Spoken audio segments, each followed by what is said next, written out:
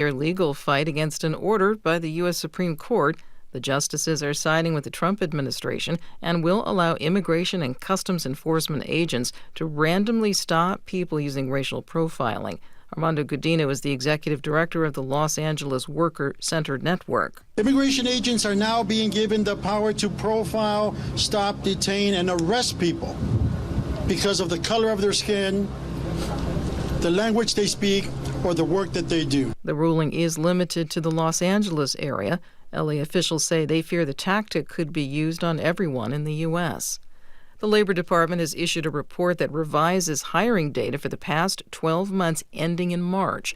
The report says hiring was overstated by more than 900,000 jobs.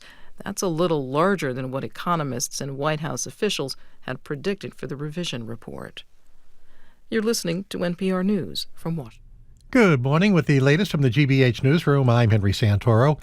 Officials at Lawrence General and Holy Family Hospitals have announced that the two systems have joined forces and rebranded as one system. It is now called Merrimack Health. The system serves the Merrimack Valley and its hospitals in Lawrence, Haverhill, and Methuen, and has clinical services ranging from primary care and outpatient services to emergency, trauma, and complex specialty care. It's also that region's very first healthcare system. The system now serves 13 cities and towns across the region, including in both Massachusetts as well as southern New Hampshire. The Committee for Public Counsel Services has reached out to 50 law schools and hired 22 new attorneys over a 17-day span in August. State House News Service says it's the largest staffing expansion in the agency's history. This summer, the state legislature and Governor Maura Healey agreed to a law requiring the CPCS Public Defender Division to hire 320 attorneys over 2 fiscal years.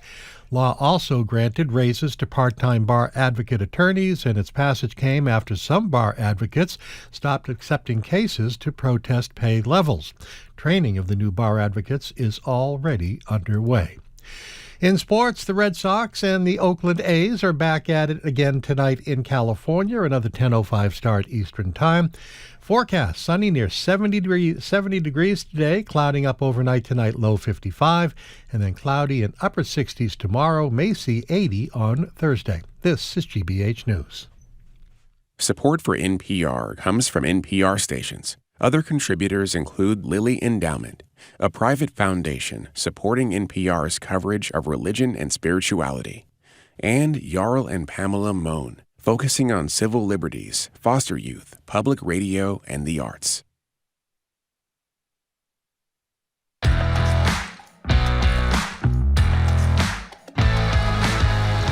He's Jim Browdy. I am Margery. You're listening to BPR and GBH and NEPM. We are broadcasting live from the Boston Public Library. Thank you.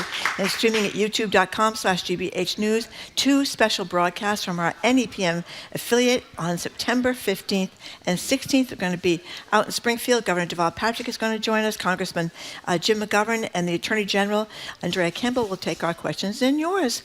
Ask the Governor, by the way, is September 30th at 11 here at the Boston Public Library. Good morning, Jim. And speaking about the public library, 2 weeks after a preliminary election, which is today in Boston, we hope you vote.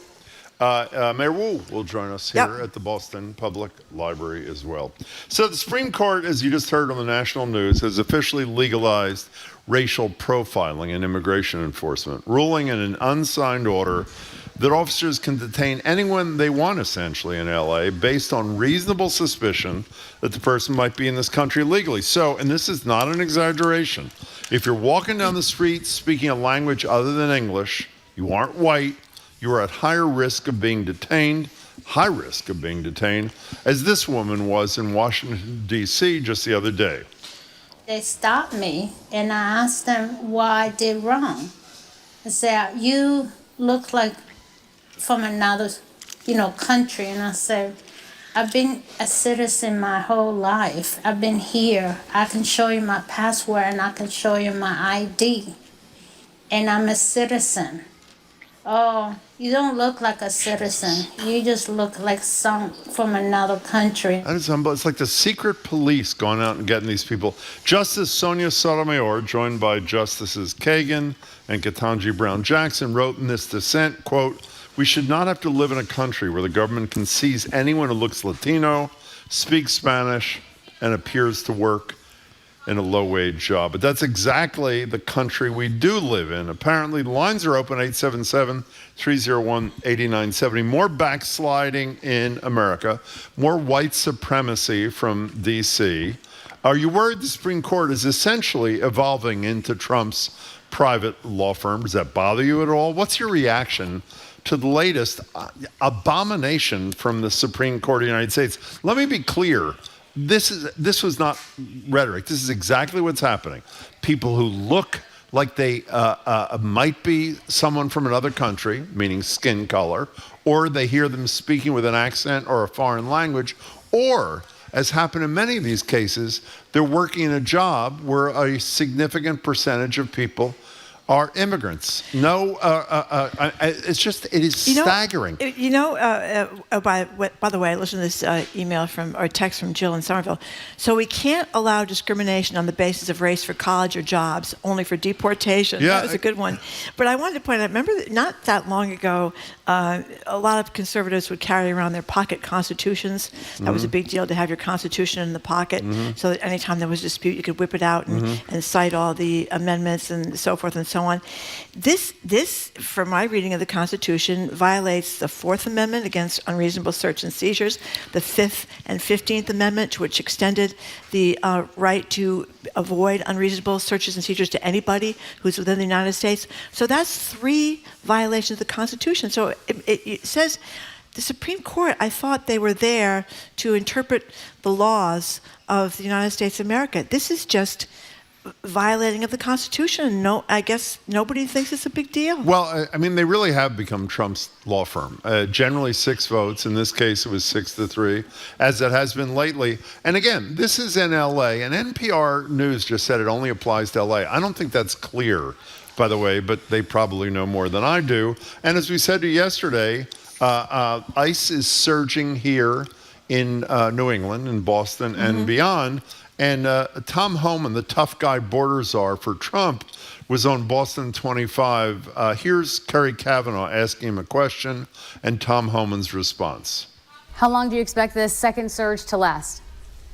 Permanently. That's what we got. 877-301-8970. I know we ask a variation on the same question every day, which is, one, are you okay with this? I assume most of you hopefully will say no. But the second question is, what do you plan to do about it? Anything? Do we as a collective intend to do anything? They are picking people up off the street because of the color of their skin, how they speak, or what job they have. I mean, really. 877-301-8970 is the number. Well, anybody with dark skin is not going to be able to come to the protest because they'll be afraid of being picked up by ICE at the protest. And there's all sorts of concern now about National Guard people and ICE people interfering with elections down the road. That's probably the next thing. But I think we're pretty screwed here unless there's a huge blowback, because they're just getting away with incredible violations of what this country is supposed to be all about. It's really kind of wild. People hiding in their houses, afraid to come out. And then you have Justice Kavanaugh. We all remember him from the hearings. If you haven't seen the great Matt Damon, I just played it over the weekend to friends of mine who hasn't seen it. The Matt Damon imitation of Kavanaugh before the Senate when he was being confirmed, unfortunately, to the Supreme Court. Kavanaugh, in this, it's an emergency docket thing, so they don't explain at great length their reasoning for violating the 4th, 5th, and 15th Amendment to the Constitution. But Kavanaugh says, they're just, quote, brief stops for questioning, unquote. Well, that's bad enough, because you're not supposed to have people stopping you, asking you for your papers in the United States of America. But what is he talking about? We talked about Remesa Ozturk, the woman that wrote co-wrote an op-ed at Tufts University defending the people that are now starving to death in Gaza. She was whisked right off the street by masked men, thought she was going to be sexually assaulted or murdered or somehow other in very serious danger, shipped off to a detention center in Louisiana where she couldn't get her medication for weeks. So then I'm just getting... it's a brief detention, according to the drunken Justice Kavanaugh. Well, he likes beer. Did he explain where he got the baseball tickets yet? Is it Kavanaugh who got which of the justices got like $100,000 or something? And Jamie, do you mind checking that? Who was the baseball ticket guy that was never explained? I don't know. It's Alito and Thomas that are taking all these terrible trips and stuff from people that have business before them. I mean, I think we know that members of the Supreme Court, certainly Alito and Thomas, are corrupt. I don't know if Kavanaugh's corrupt too, but I know this is one of the most ridiculous things I ever heard. How can he say such a thing with a straight face? Anyway, 877-301-8970. Going down the tubes, another day. Do you think let me just ask something. Is the reason why so little is being done or said is because people don't know what to do? And I hear you about, or because most of white America says it's not us. Is that what it is? Well, or I what? mean, racial profiling is okay today. So what does that mean? Does that mean because these are in violation, as I say, of the Constitution? So, well, first of all, you've said that several times. The Constitution. I agree with you.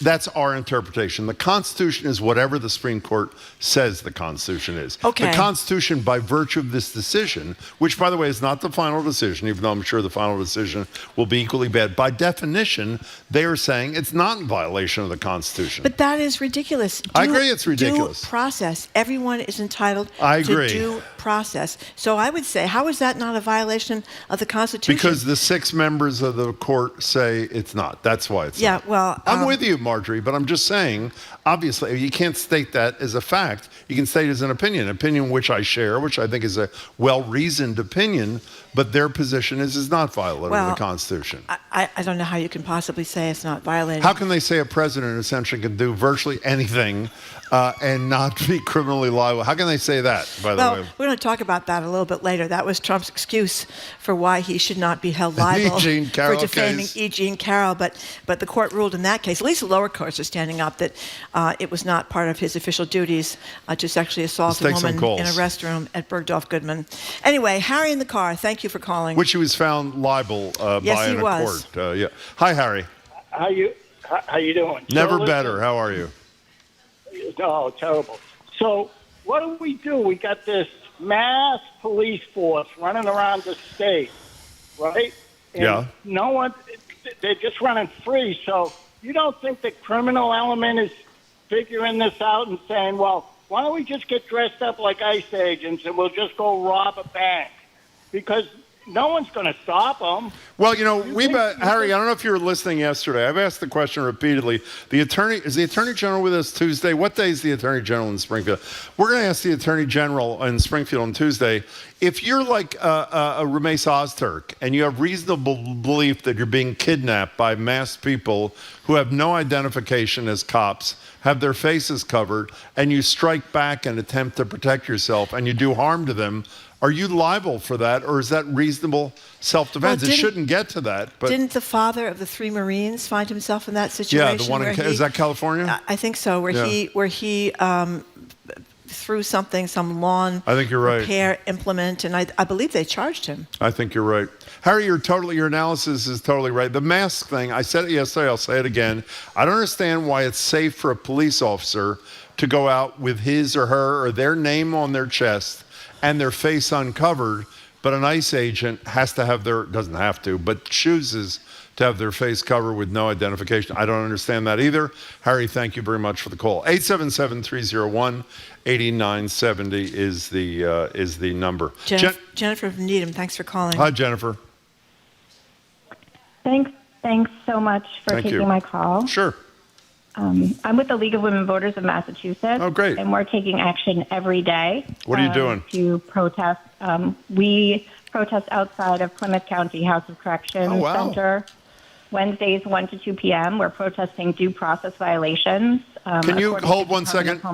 Just so people know, Plymouth County Sheriff is the only county that's cooperating with ICE and is housing, talk about euphemism, people in the jail there. But continue, Jennifer.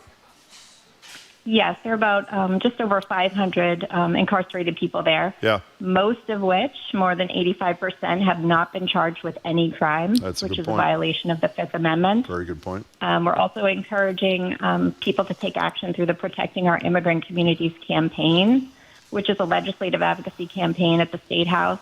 We're just really encouraging legislators to have courage and take action. We know Speaker Mariano made a statement yesterday. This isn't the time. It's federally focused, but there are things we can do in Massachusetts, like preventing 287 What did Mariano? Yeah, exactly. What did Mariano? What did he say? Yeah, it's what not did time to Mariano protect say? the people who live in our state. What did he say? Yesterday at the Big Three press conference, he indicated now is not the time to pass the Safe Communities Act. You can watch, it's on State House News. Okay, thank you. .com. But they're not taking action, and there are things we can do to prevent our neighbors from being kidnapped. So I just want to encourage everyone. You can go to lwvma.org/advocacy to take action. Say that again. LWV, legalwomenvoters.org. WVMA.org/advocacy. Okay, great. Jennifer, it's great you're doing something. Thank you for the call. Hope people check it out. I'm looking for it now in a Globe story. He said something about this is not the time. And That's I thought, exactly what Jennifer just said. If this is not the time, what is the time? He'll let us know.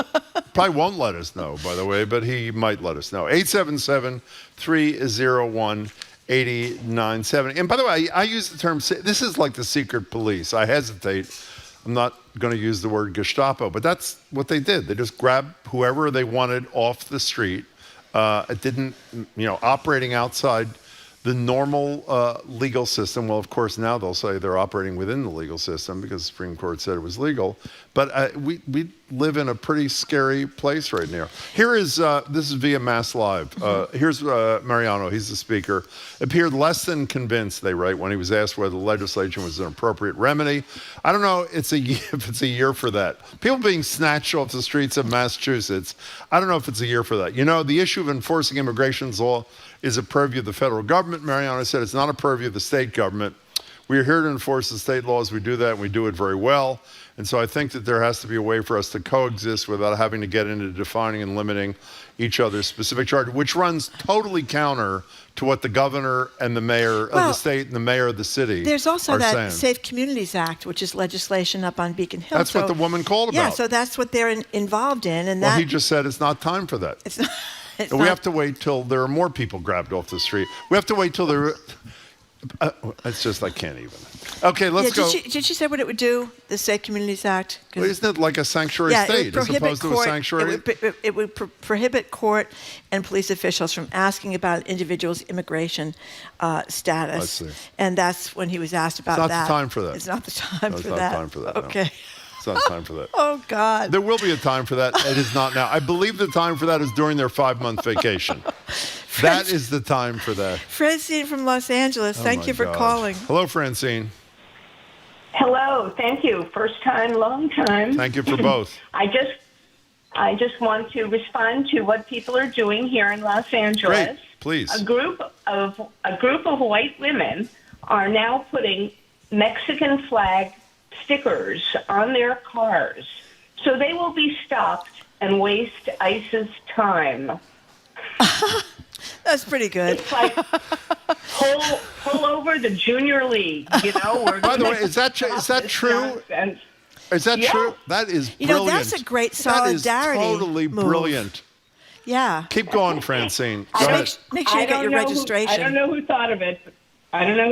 But it was on social media, and people are picking it up. Great. So that's my contribution today. Thank you for all you do. Hold on, Francine. Where are they putting? Where are they putting the on their cars? Yeah, but where? On the windshield or on the license plate? Yeah, or on the back of the car. Where you might put a resident parking sticker. In Francine, Boston. I have some bad news for you. The speaker just called. He says it's not the time to put Mexican flags on the cars. He will let you know when the time is. It's not now.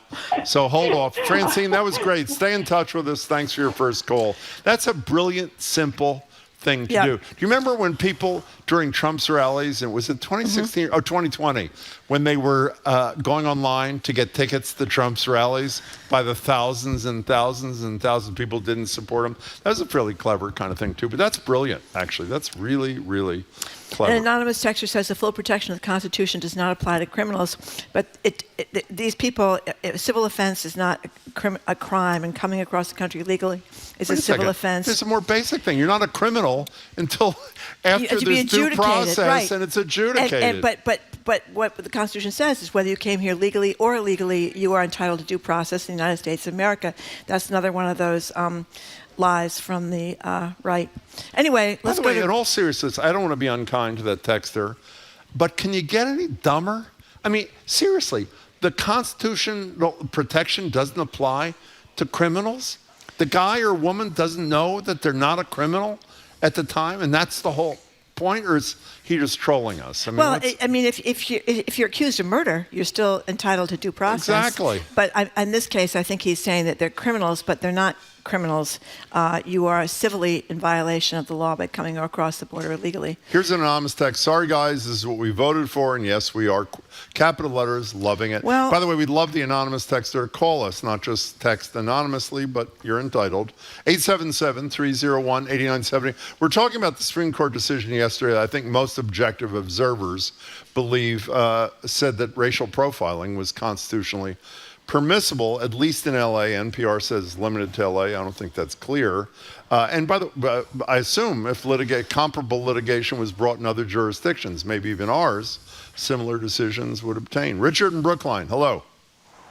Hey, Jim, Margery, nice speaking with you. I've called in a couple times. How are you? Thank you. We're whatever. We're fine. Hi. I know. Well, I want to expand this conversation a little bit. I'm in complete agreement with everything you've said thus far. And I think this is more than death by 1,000 paper cuts.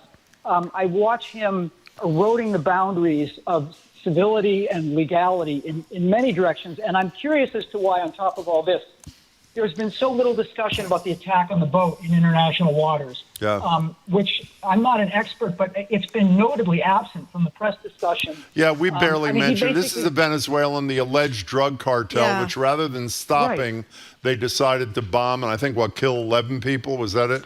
Yeah, yes. They summarily executed them. And then in a worst case, this blurring of the lines, which I think what's going on our streets is a part of, tracks back to the same thing, which is to say he is pressure testing us in every direction, and we are unwilling to respond, either because I think it's just so overwhelming, or because we don't in our hearts believe that we are going to be next.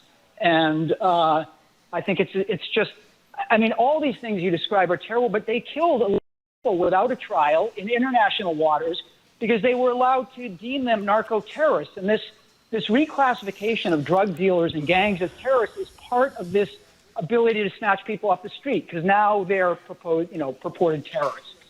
So it broadens his ability to act, and I think we've just let it happen. Richard, that's a brilliant analysis, and we're glad you shared it with us. An anonymous texter says, with all due respect, Jim, what are you going to do to protest this abhorrent behavior on the part of ICE and the government? Yes, I've protested. It doesn't seem effective. Suggestions? I think protesting is effective because it encourages other people to speak, essentially, through their protests. And the more those numbers grow, the more powerful people feel, and I believe the more disempowered a rogue president will feel. So I respectfully disagree. A texter just alerted me to a video of a Worcester mother, a woman being violently, held down by ICE. Is that the famous one a couple of months ago? I don't think so. Okay. I could be wrong. Where the daughter recently was there? Is this that one or no? This is a Worcester councilwoman got between ICE and a woman who had a baby in her hand. Yeah, that was a long time ago. No, not long.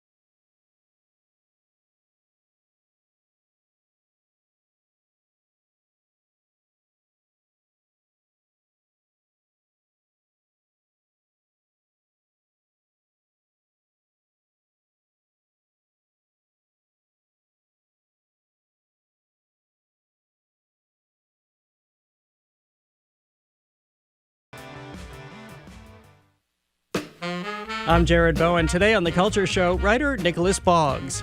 He's written the first major James Baldwin biography in 30 years, weaving archival discoveries and interviews with Baldwin intimates into a deeply absorbing portrait of the writer. Baldwin's creative and intellectual life was profoundly bound to the deep romances and friendships that grounded him. That and more on The Culture Show today at 2 on 89.7 GBH. Our programs are made possible thanks to you. And PNC Bank, who believes when you pay attention to the details, amazing things can happen. Like when you check the pockets of a jacket you haven't worn since last fall and find $20. PNC Bank. Brilliantly boring since 1865. And Liberty Mutual Insurance. Liberty believes progress happens when people feel secure and exists to help people embrace today and pursue tomorrow. Learn more at libertymutual.com.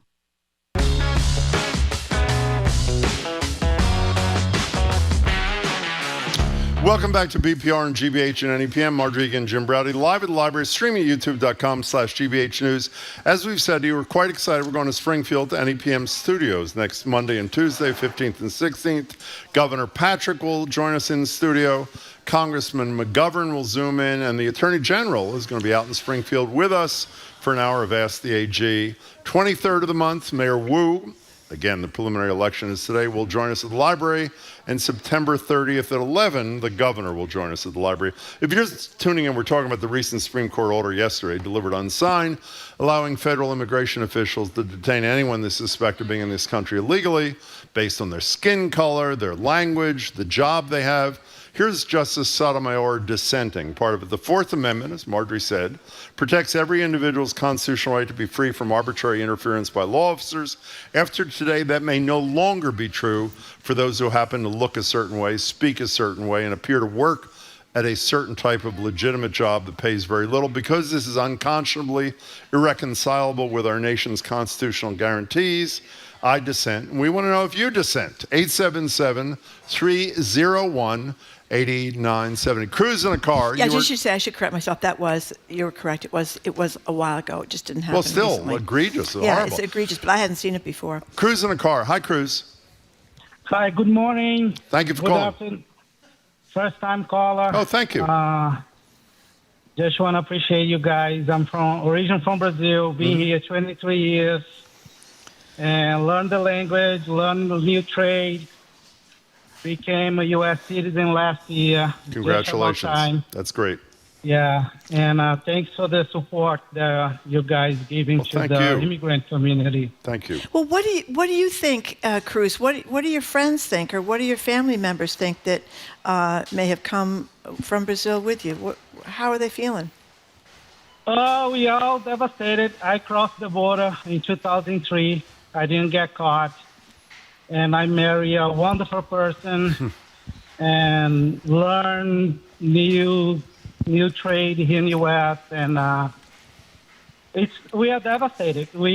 Some people go out to work, they don't know if they're coming back, and I have to drive with my passport in my car, and I take my passport everywhere where I go just in case I don't be racial profile because of the color of my skin. How do you feel? How does it make you feel as a recent citizen of the United States? How does that make you feel, Cruz? It's not what I started back in November. It feels like it's totally different what I started the Constitution to become a citizen and what is going on now. It's sad. I'm sad. That's what I'm trying to say. Cruz, will you stay in touch with us, please? We're really glad to hear from you. And we really, in fact, stay on hold. We want to get your number. We may reach out to you. We really appreciate your call and sharing your thoughts with us. Thank you, Cruz, very much. Appreciate it. Well, you wonder how Cruz said he's from Brazil. There are a lot of people here from Brazil. You wonder how one of the big increases for Trump this last election was the Latino vote. And the argument was that many people that are here, second generation, third generation, fourth generation, they think of themselves much more American than where the country they came from. But you wonder if this will matter to people whose grandparents may have come here, cross the border illegally, and then become U.S. citizens, if this will make a difference or if it won't make a difference. Well, I worry, as I say to you, even though his numbers are down pretty significantly, they're not where they deserve to be, considering the policy announcements every couple of hours from there. So I think there's still a significant chunk, 43% of people, which is huge, that anything Trump does is A-okay with me. Well, I'm beginning to think that his poll numbers don't even matter, because I'm getting increasingly worried about the ability to have free elections in the midterms. I agree with you. Tristan and Peabody, thank you for calling. Hello, Tristan. Hey, guys, first time, long time. Thank you. My name's Tristan. I'm running for city councilor at large in the great city of Peabody, Massachusetts. It is a great city. Congratulations. What's up? Well, I wanted to stress how important the local elections in 2025 are going to be. Probably the most important local elections in anybody's lifetime. And I think one of the things cities can do to help our immigrant community is, when these abductions are happening, holding public hearings immediately, preserving the evidence, canvassing the neighborhood to hear how people were affected and who was involved. This evidence is going to be important in the future as we try to hold people accountable and show what's really happening right now. Because it's not about crime, as we all know. No. Tristan, that is a spectacular idea. That is really a good, and it also gives people in the community yet another opportunity to focus on something that should really matter, hopefully to all of them. That's a brilliant idea. I hope people will emulate what you're doing. Tristan, thank you for your call. We appreciate it. 877-301-8097. We're getting a lot of texts from people who are doing things in their hometowns too. They are going to protest. They are going up to Burlington, where one of the ice facilities. Yeah, it's up there. Yeah. And the woman that called before from Plymouth, and people in their little towns like Lincoln. I got something from someone in Lincoln, which is a small town. How about that Cruz guy in this country from Brazil, 23 years, became a citizen last year. Now has to drive around with his passport because even though he's a citizen, because of the color of his skin, as he said, he is very likely to be stopped. Well, if anybody's got small children, look who's working in daycares. Yeah. There's an awful lot of people who came from different countries. And the other end of life, too, and senior facilities. Well, they just had a piece in the Globe about that people are quitting their jobs at housing, at nursing homes because they are not in the country legally and they're afraid of getting caught. So. How about all the kitchens at the restaurants you like? How about all the food that you eat that is picked in this, just the myopia? And you know what the irony is? You know what the irony is? That the really bad people, the so-called bad hombres, Trump wanted to go after the people that are the criminals that are doing really bad things, gang members, etc., are not going to get caught this way because they're not going to be driving to work at Home Depot. They're not going to be in the daycare centers or the nursing homes, or they're not going to be, they're hiding. And why haven't we gotten the reports on the murderers and rapists? Well, we've seen the numbers. We don't have precise numbers, but the vast majority of people they picked up have not committed serious crimes. No, back in May, the Globe was reporting the ones that they got 1,500 people were arrested here. 4% of them had a violent crime accusation, not necessarily. Which means 96% did not. Thanks for the calls. Okay, we're moving on. We're going to talk with John King up next. He's going to give us the latest out of D.C., including what's going on with the Jeffrey Epstein birthday book and Trump's drawings there. He says they're not his drawings. I don't know if you believe him. I certainly don't.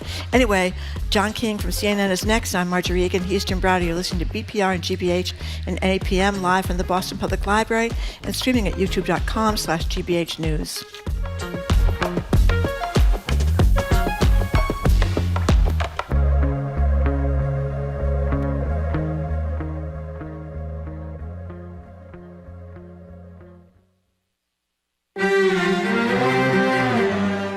Illicit drugs like fentanyl and methamphetamine are dangerous, and not just for the people who use them. Their production impacts the environment as well. We take you to the Mexican state of Sinaloa, where secret drug labs are dumping chemical waste into local streams, posing health risks to nearby communities. That's next time on The World. This afternoon at 3, here on GBH News 89.7. Support for GBH comes from you. And the Office of the Massachusetts State Treasurer. The Unclaimed Property Division is holding unclaimed funds. New properties are added often. To see if you have unclaimed money, you can visit findmassmoney.gov. And the Peabody Essex Museum, presenting Andrew Gunn, Fashioning the World, a retrospective of the Singaporean fashion designer. You can learn more at pem.org.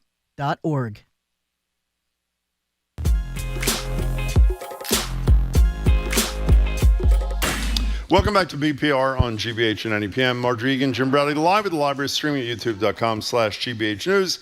As we said, we'll be in Springfield at our NEPM colleagues' home studio.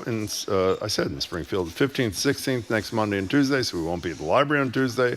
Governor Patrick, Congressman McGovern, A.G. Campbell, and a ton of other wonderful guests who went on the list today. It's going to be a great couple of days. Hope you listen in. We're joined now on Zoom by John King, Chief National Correspondent for CNN, the man behind the Great Reporting Project, all over the map. Hello, John. Hope you get a chance to swing by the Basketball Hall of Fame while you're out there. We did it. We went there it's when great. we went out for the tornadoes in Munson a decade, and it is really great. Have you been there?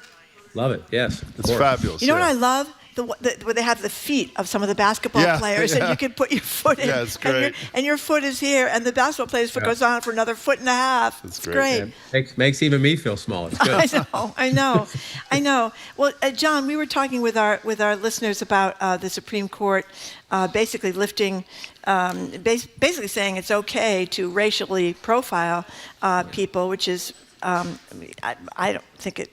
I can't believe they've done it, but anyway, they've done it. And what are you hearing? What are people reacting? Is there a big brouhaha, or is this just another day in the Trump administration? Well, now you're going to see additional challenges. There are over 100 now. I've lost count. Dozens and dozens and dozens of these challenges about expansions of presidential power in every way. Can he fire people? Can he just refuse to spend money that Congress has appropriated? Can he send the National Guard into places? Can they go after, can they stop somebody for an immigration check just because they're not, as white as I am? These are all presidential powers being tested, and we've talked about this a lot, but it's worth talking about every day. He's losing some of these cases, but every time he wins one, and he's won a couple of big ones in the last 48 hours at the Supreme Court, every time he wins one, he's expanding presidential power. This is what Trump has been doing from day one in this term, very different from his last term, is a very aggressive use of presidential power, deliberately testing the limits of that power, deliberately seeing what the Congress will do, deliberately seeing what the agencies will do, deliberately seeing what the courts will do when he does this. And again, he won't win them all, but even if he wins a third of them, that is a dramatic expansion of presidential power. And that's what this term has been about. Let's talk about something he didn't win, John, we woke up this morning to see yet massive bombing in Kyiv of government buildings and other places, huge numbers of Russian drones, some of which were stopped by Ukrainian drones, but some of which were not. It is, what was the line? We'll know in 2 weeks. Well, 2 weeks has come and gone. I mean, for people who are not paying attention, every time he doesn't know what to do, Donald Trump, he more often than not says, we'll know in 2 weeks. Well, he meets with Putin. It was the greatest meeting in the history of the world. He meets with Western European leaders, including the president of Ukraine. Well, that was one of the greatest meetings ever. We're very close. And obviously, they're not only not very close, it's sort of off the table. Is he totally written off the United States attempting to broker a peace deal for these incredibly courageous besieged Ukrainians? To stay in your choice of language, I would say that's a perfect question, Jim. Thank you much. Look, not only has, remember he told Macron in an open mic moment caught at that big meeting when he met the European leaders that you might think I'm crazy, but I think Putin wants to make a deal with me. Exactly, I forgot. Yeah. That's what he said. Guess what? Macron might have been right to think he was crazy because there's no deal. Putin does not want a deal. Putin has made very clear he does not want a deal. What he wants is more time. And he also wants the gravitas and the stature the President of the United States gave him by meeting with him. I don't begrudge the President meeting with him. It was risky. It's controversial. You're giving Putin a platform he does not deserve. But if you actually think you're going to move the ball forward toward at least a ceasefire and maybe peace, amen. However, we now know that did not happen. The President was played by Putin and has continued. The striking part to me is that he hasn't even put any sanctions in place. Never mind trying to get Putin back to the table. Never mind getting on the phone and saying, okay, well, we're going to send more weapons to Ukraine. Okay, we're going to do even more to help Ukraine. The president has not done that. He has not said he would do more to help Ukraine. And he has not put sanctions on Putin either. And at the same time, to expand the conversation, he keeps saying, don't worry, the Gaza thing is going to be fixed any minute. It is not fixed. It is getting worse. It is getting worse. And then today you have an Israeli strike in Doha, in Qatar. Yeah. That's not Gaza. That's not Palestinian territories. And expanding Israeli military presence too. They say they're going after terrorists there. We'll see how the facts play out there. But again, the president keeps saying, give me time. There's going to be peace. I'm going to fix this conflict and that conflict. And it simply has not happened. You know, John, staying on Ukraine just for a second. This morning, Senator Blumenthal from Connecticut did a long interview on NPR about a bill he has co-sponsored, a sanctions bill with Lindsey Graham, obviously a Republican, a high-ranking Republican, who's pretty close to Trump, about sanctioning countries that, as he says, are providing the fuel by purchasing fuel, India, China, etc., and saying it's easy, there are no sanctions on them if this passes, as long as they stop giving money to fuel the war machine in Russia. He said, I didn't know this, he said there are 85 co-sponsors, which is almost the whole Senate in a time when nobody agrees with anybody across party lines. Is there any chance this moves, or at the end of the day, are the Republicans going to kowtow to Trump, who obviously doesn't want it, and nothing happens? I do think that's a fascinating question, because if you look at the Majority Leader Thune, his history is a Russia hawk. His history tells you that he would bring that bill to the floor. The problem is he became Majority Leader with Donald Trump as president. And again, understandably, you want to wait to the last minute. You want to give the president a chance if he says he's going to do something. You want to be loyal to your party. I get all that. But you raise a key point. There are a number of things that would pass overwhelmingly if the Republican leadership, either in the House, Epstein files, and other things, or the Senate, Russia sanctions, would bring them to a vote. Leadership would stop doing Donald Trump's bidding and just have democracy. Let's bring things to the floor and have a vote. Let's have a debate and have votes. A lot of things would pass, including tougher Russian sanctions. I do think keeping an eye on Thune, and again, this is a tough one for the Republicans, stepping back from the obvious. Putin is the aggressor here. Why wouldn't there be more sanctions? Why wouldn't you do everything you can to put the screws to Putin at this moment? Why? That's not a Democrat question. It's not a Republican question. It's he is the aggressor who invaded a democracy and who used the president of the United States to buy more time. Why wouldn't you do something? The Republicans are running into a midterm year where they're afraid of that dissonance, if you will, in their base, but so be it. You don't get to pick your agenda when you have big world events like this, and I think that's a giant pressure point as more traditional, anti-Russia, anti-Putin, pro-democracy Republicans say, I'd like to go on the record on this one because this is pretty important. We're talking to John King from CNN. So, John, the House Oversight Committee released a bunch of stuff involving Jeffrey Epstein. This birthday book showed a drawing of a woman, and it was signed by Donald Trump. Donald Trump says he didn't sign it. It looks like Trump's signature. Where the woman's crotch would be, by the way. Yeah, and this picture that showed Epstein and a longtime Mar-a-Lago member joking about it was a picture selling a quote-unquote fully depreciated woman to Donald Trump for $22,500. Apparently, they redacted the names of the young girls that were in the book, and they redacted nude photos that were in the book. But this is keeping this story going yet again. Yes and no, in the sense that Jim Jordan, the chairman of the House Judiciary Committee, one of the people that if Hillary Clinton kind of looked cross-eyed at a yellow light, would subpoena her for her traffic records, says, I don't want to look at this. I take the president at his word. Jim Comer, the chairman of the House Oversight Committee, who's leading the investigation into Epstein, says the president says it's a fake, so I take him at his word. That's the same deference they gave to the Clintons and the Bidens, right? That's exactly the same way they treated them. Wrong. So it tells you on the surface, it's when the House Republicans are doing these investigations, and yet they, by default, just assume Donald Trump, who, forgive me, has a long history of saying things that aren't true. They immediately accept his word. That tells you these are not serious investigations. They're only interested in exploring certain things that help then gin up their own base heading into the midterm election campaign. Look, I can't tell you it's Donald Trump's signature, but I can tell you that my colleagues here, there's a fantastic piece in the New York Times today, just laying together copies of his signature when he's on more casual notes and he's just writing Donald. The White House is saying, look at these times when he writes Donald Trump, right? Donald looks a little different at the end. There's not a long tail at the end. That's true when he writes his whole name. But in these more informal notes, and there's a host of them published online, make this decision yourself, it looks very much like that drawing. And Donald Trump also said he doesn't do drawings. He said this didn't exist, remember, when the Wall Street Journal published that story. And he's suing them it doesn't exist. for $10 billion, I think. Yeah. Yeah, there's, your ears didn't lie when you heard the Access Hollywood tape, and your eyes don't lie here. That's what I would say.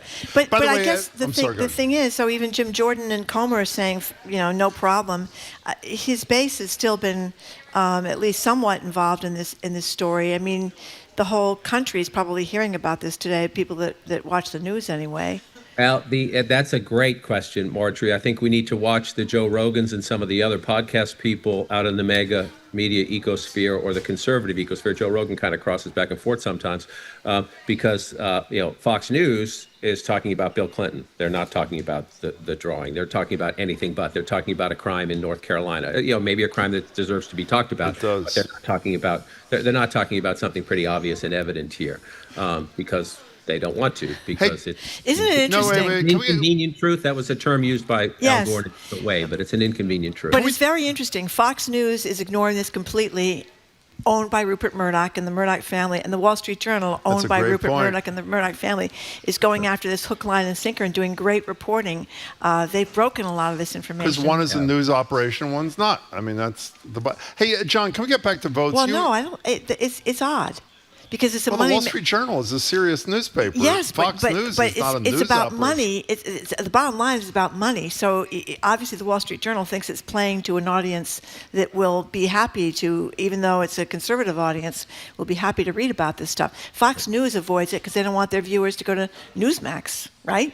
Yeah, John, can we get back to what you touched on in passing this Epstein vote? We were talking about 85 co-sponsors of this Ukraine sanction thing. And whether there'd be a vote. There is the Republican Massey from Kentucky and Ro Khanna from California have this measure that would require the sort of unsanitized version of all the Epstein files to come out. And it seems, and I think they need 6 Republican votes, is that right, to make it happen? There are far more than 6 Republicans who said they care deeply about this, but apparently there aren't 6 Republicans who care deeply enough to actually vote their conscience. Is that where that stands right now? Yeah, they say their math is very close. I do think you're right that there are some Republicans who have said, bring it out, bring it out, bring it out. And, their cover for that would be that Donald Trump, as a candidate, said he'd bring it out. J.D. Vance, as his vice presidential candidate, as a senator before that, said bring it out. The FBI director, Kash Patel, said bring it out. Pam Bondi said there's a lot to bring out. Let's bring it out. So there's cover in the past tense for Republicans to say we're doing this because Donald Trump says it's a great idea. Their problem is Donald Trump today says it's not a great idea. You can ask yourself why. You could look at that drawing maybe and ask yourself why. But here's another calculation in that math. There's a special election in Virginia today to replace Jerry Conley, the Democrat who passed away a short time ago in Congress. And then there's an election in Arizona coming up to replace Raul Garavalia, forgive me, I always mispronounce that, who passed away in office. Those are likely to be 2 Democratic pickups. So that discharge position, as it's called, within a matter of weeks, should have 2 more votes, which is going to get them very close to the finish line. So they promise they're not going to go away, Jim. John, I'm almost embarrassed to ask this question because it's so naive. Virtually nobody in Trump world cares about E. Jean Carroll, a court having determined that she was had it been a trial in Massachusetts, it would satisfy the rape definition. And yesterday, obviously, the defamation finding was also affirmed. And I know MAGA, we all sort of reflexively say MAGA cares about this, but we have arguably the worst serial pedophile in the history of the country. And I don't think there's, this hoax thing is so grotesquely insulting from a guy who was accused of credibly assaulting at least a couple of dozen women. Is that moving real voters, or is this just an activist MAGA kind of thing? Do you know what I mean? Is that moving people? I do. Look, it's a character question for this president, and there are a lot of people who voted for him who question his character. I've met them in my travels the last couple of years. In 2016, there were people who questioned his character who voted for him because they thought it was time for a change. Some of them went to Joe Biden in 2020 in the middle of the pandemic because they thought we needed an adult and we had too much chaos. A lot of them went back to Donald Trump. And, the Trump base, you mentioned the people who would believe Donald Trump in anything. They exist, right? But Donald Trump can't win an election just on those people. Donald Trump presumably will never be on the ballot again. But we're heading into a midterm cycle where a lot of those, Bush Republicans, moderate Republicans, or independents who tend to vote more Republican, who went back to Donald Trump because they thought Biden was an absentee president and they thought the cost of living was too much. They don't like his personal character. So when you see the verdict against for E. Jean Carroll, held up by an appeals court, when you see this drawing that clearly has a signature that looks very much like him, and then you just remember the history of the things he says about Elizabeth Warren or Hillary Clinton, if you remember what he said on the Access Hollywood tape, I think there's a pretty strong argument to make about this is not the person. I have a daughter, she's 29, about to turn 30. I have a young son who's 14. I think there is a point to be made that, we used to tell our children to look up to the president. As a parent now, sometimes you have to say, look away from the president. So how do you make that case in a political year? And there's a big debate, there are a lot of Republicans who just look at the ground. I call it the Grand Ostrich Party. They stick their head in the ground because they don't want to talk about Donald Trump's character because they're supposed to be the party of Christian conservatives, right? They're supposed to be the party of individual freedom. But the Democrats, we had 900,000 jobs wiped off the books today in an economic revision. So the Democrats say that's their best thing, run against Donald Trump on the economy. He promised prices would come down, energy prices especially. Housing prices are not coming down at the rate Donald Trump promised. But there is certainly a character argument to be made, a case to be made against Donald Trump, and it did work in the suburbs in 2018 against Donald Trump in the midterms. It was a piece of it. It was largely the chaos, but that was a piece of it. I think the challenge for Democrats is to come up with a focus that is probably best about the economy or broken promises on the economy, but there's more to it about, we've talked about this almost every week on the presidential power question, on shouldn't we stand with Ukraine question. It's sort of the who are we and who do we want to be, an aspirational message. I think that's a giant challenge for any Trump opponent, and in the next election, that would be the Democrats. We're talking to John King from CNN. Well, California's Governor Gavin Newsom is getting a lot of attention. I don't know. Does he is he considered the front runner Democrat at this point? That's a great question. I think you'd certainly have to put him high up there. I mean, you'd have to watch and see what former Vice President Harris does because she did it before and she's not running for governor out there. A female African-American candidate in a Democratic Party base. I know she lost the election. I know she has a book coming out talking about that. So I would keep an eye on her as well. I know a lot of people are laughing that I'm saying that. She's been on the track. And in my 40 years of doing this, if you have experience on the track, even if you've lost, sometimes that helps you. Bill Clinton will tell you the best thing that ever happened to him was losing re-election as governor. Barack Obama lost when he first ran for the House in Illinois. Sometimes losing actually teaches you a lot as a politician. So we'll see what Harris does. Newsom has been getting a lot of buzz because he has a Trump-like Twitter feed. He's getting in his face. He's doing the podcast circuit. He's also, a left of center governor of a state that a lot of the country thinks is, lunatic left. That's what the Republicans will say about him. So he would have a challenge as a mainstream candidate, but Democrats want to fight. They want to fight.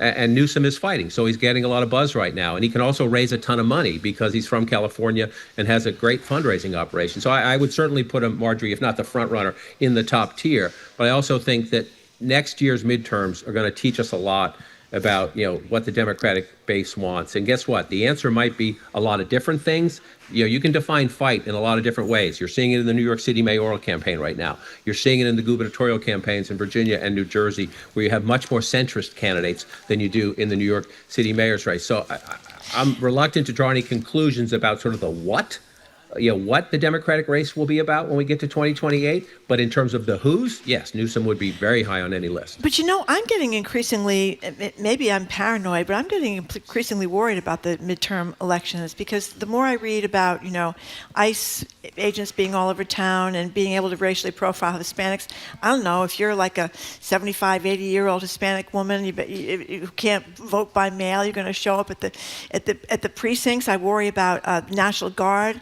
It being outside of poll places. I mean, people are talking about these things.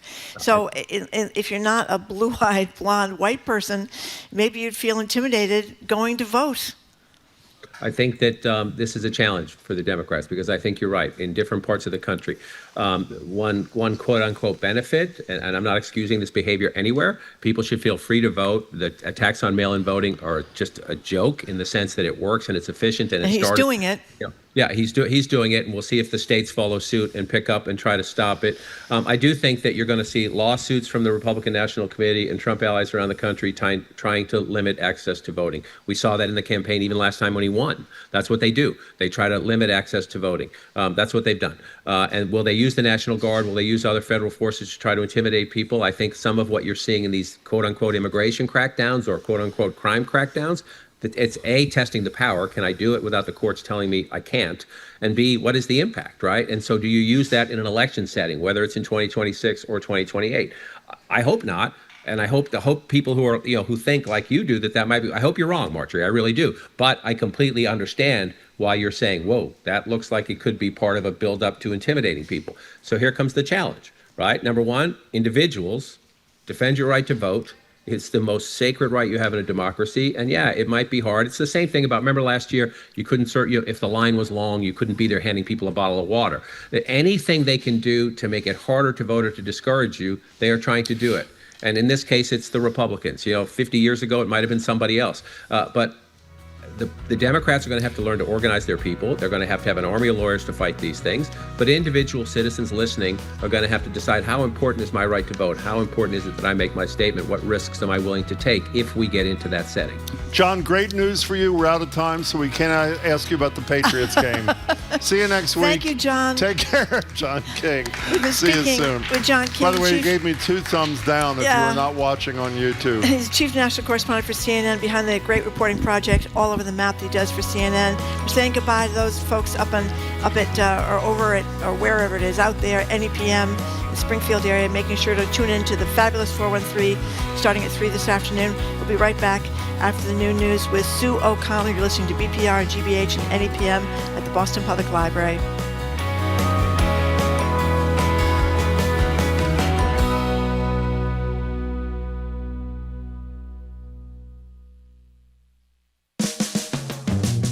You're listening to Boston Public Radio with Jim Braude and Margery Egan. Just ahead, more smart conversation about what's going on in our community.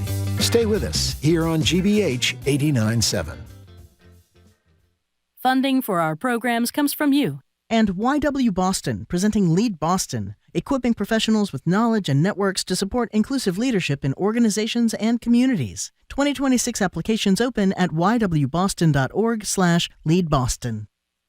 Explore the life and legacy of Thurgood Marshall, the visionary lawyer and civil rights leader who became the first black justice on the U.S. Supreme Court. Don't miss Becoming Thurgood, America's Social Architect, tonight at 10 on GBH2.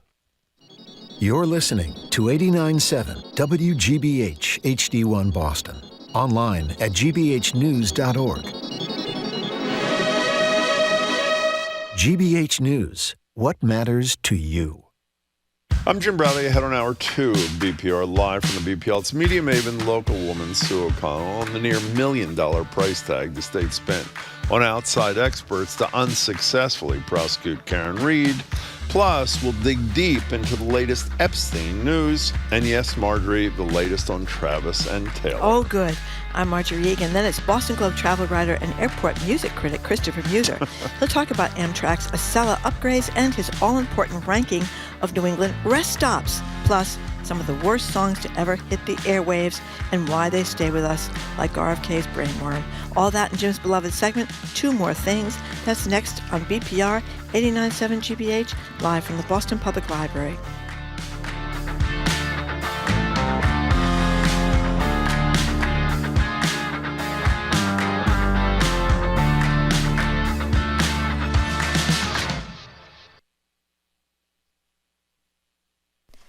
Live from NPR News in Washington, I'm Windsor Johnston.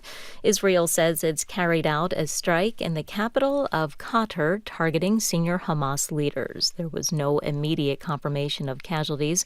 NPR's Daniel Estrin has more from Tel Aviv. This is the first time Israel has carried out a strike in Doha. It marks an escalation in Israel's war against Hamas.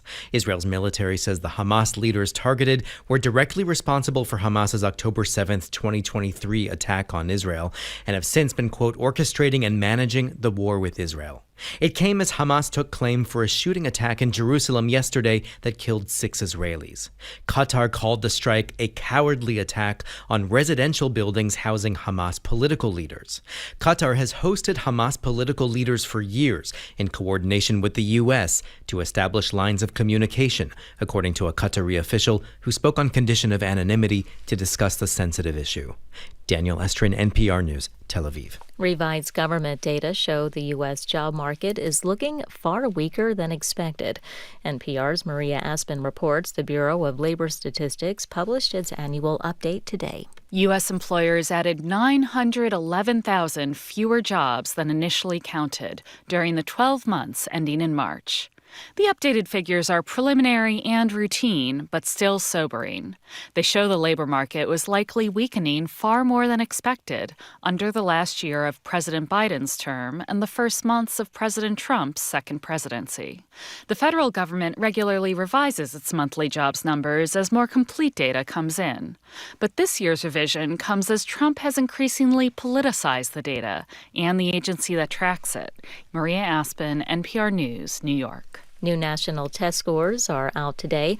These measure 8th graders' science skills and 12th graders' math and reading abilities. NPR's Sequoia Carrillo reports. These test scores are part of the National Assessment for Educational Progress, also known as the Nation's Report Card, and they come in the wake of massive cuts to the U.S. Education Department. Math scores for students in the 12th grade dropped 3 points from the previous test in 2019, while 8th graders followed a similar pattern with a 4-point average drop in science. In both science and math, drops happened across all achievement levels, so low and high-performing students dropped this cycle. Reading scores also dipped for nearly all 12th graders compared to the last test. But when you compare these scores to the first Nation's Report Card for 12th grade reading more than 30 years ago, today's average score is 10 points lower. Sequoia Carrillo, NPR News. Stocks are trading mixed on Wall Street at this hour. The Dow is up 49 points, the Nasdaq down 10. You're listening to NPR News from Washington. Good afternoon. With the latest from the GBH Newsroom, I'm Henry Santoro. Officials at Lawrence General and Holy Family Hospitals have announced that the two systems have joined forces and rebranded as one system. That is now called Merrimack Health. System serves the Merrimack Valley and has hospitals in Lawrence, Haverhill, and Methuen, and has clinical services ranging from primary care and outpatient services to emergency, trauma, and complex specialty care. Massachusetts Lieutenant Governor Kim Driscoll gave the opening remarks today. At a time when we're seeing just more and more threats to our healthcare systems, it's more important now than ever that we stand up to support quality care in all its forms. To remind people that here in Massachusetts, we believe in science, we believe in healthcare, we believe in equitable access to treatments, and that's why just last week we were really just so pleased to be able to make sure vaccines were accessible to everyone in Massachusetts. Merrimack Health is that region's very first healthcare system, serving 13 cities and towns across the region, including both Massachusetts as well as southern New Hampshire. In sports, Red Sox and A's are back at it again tonight in Oakland. Another 10:05 start Eastern Time. Sox won big last night. In the forecast, we're looking at a sunny day today, high near 70 degrees. Clouding up, though, overnight, low 55. No rain in sight, though. Cloudy and upper 60s tomorrow. And then sunny and near 80 on Thursday. And the weekend is looking mighty fine as well. 69 degrees in Boston. This is GBH News. Support for NPR comes from NPR stations. Other contributors include Charles Schwab, offering investors choices like full-service wealth management, advice, investing, and trading on Thinkorswim. Learn more at schwab.com. And from the Doris Duke Foundation.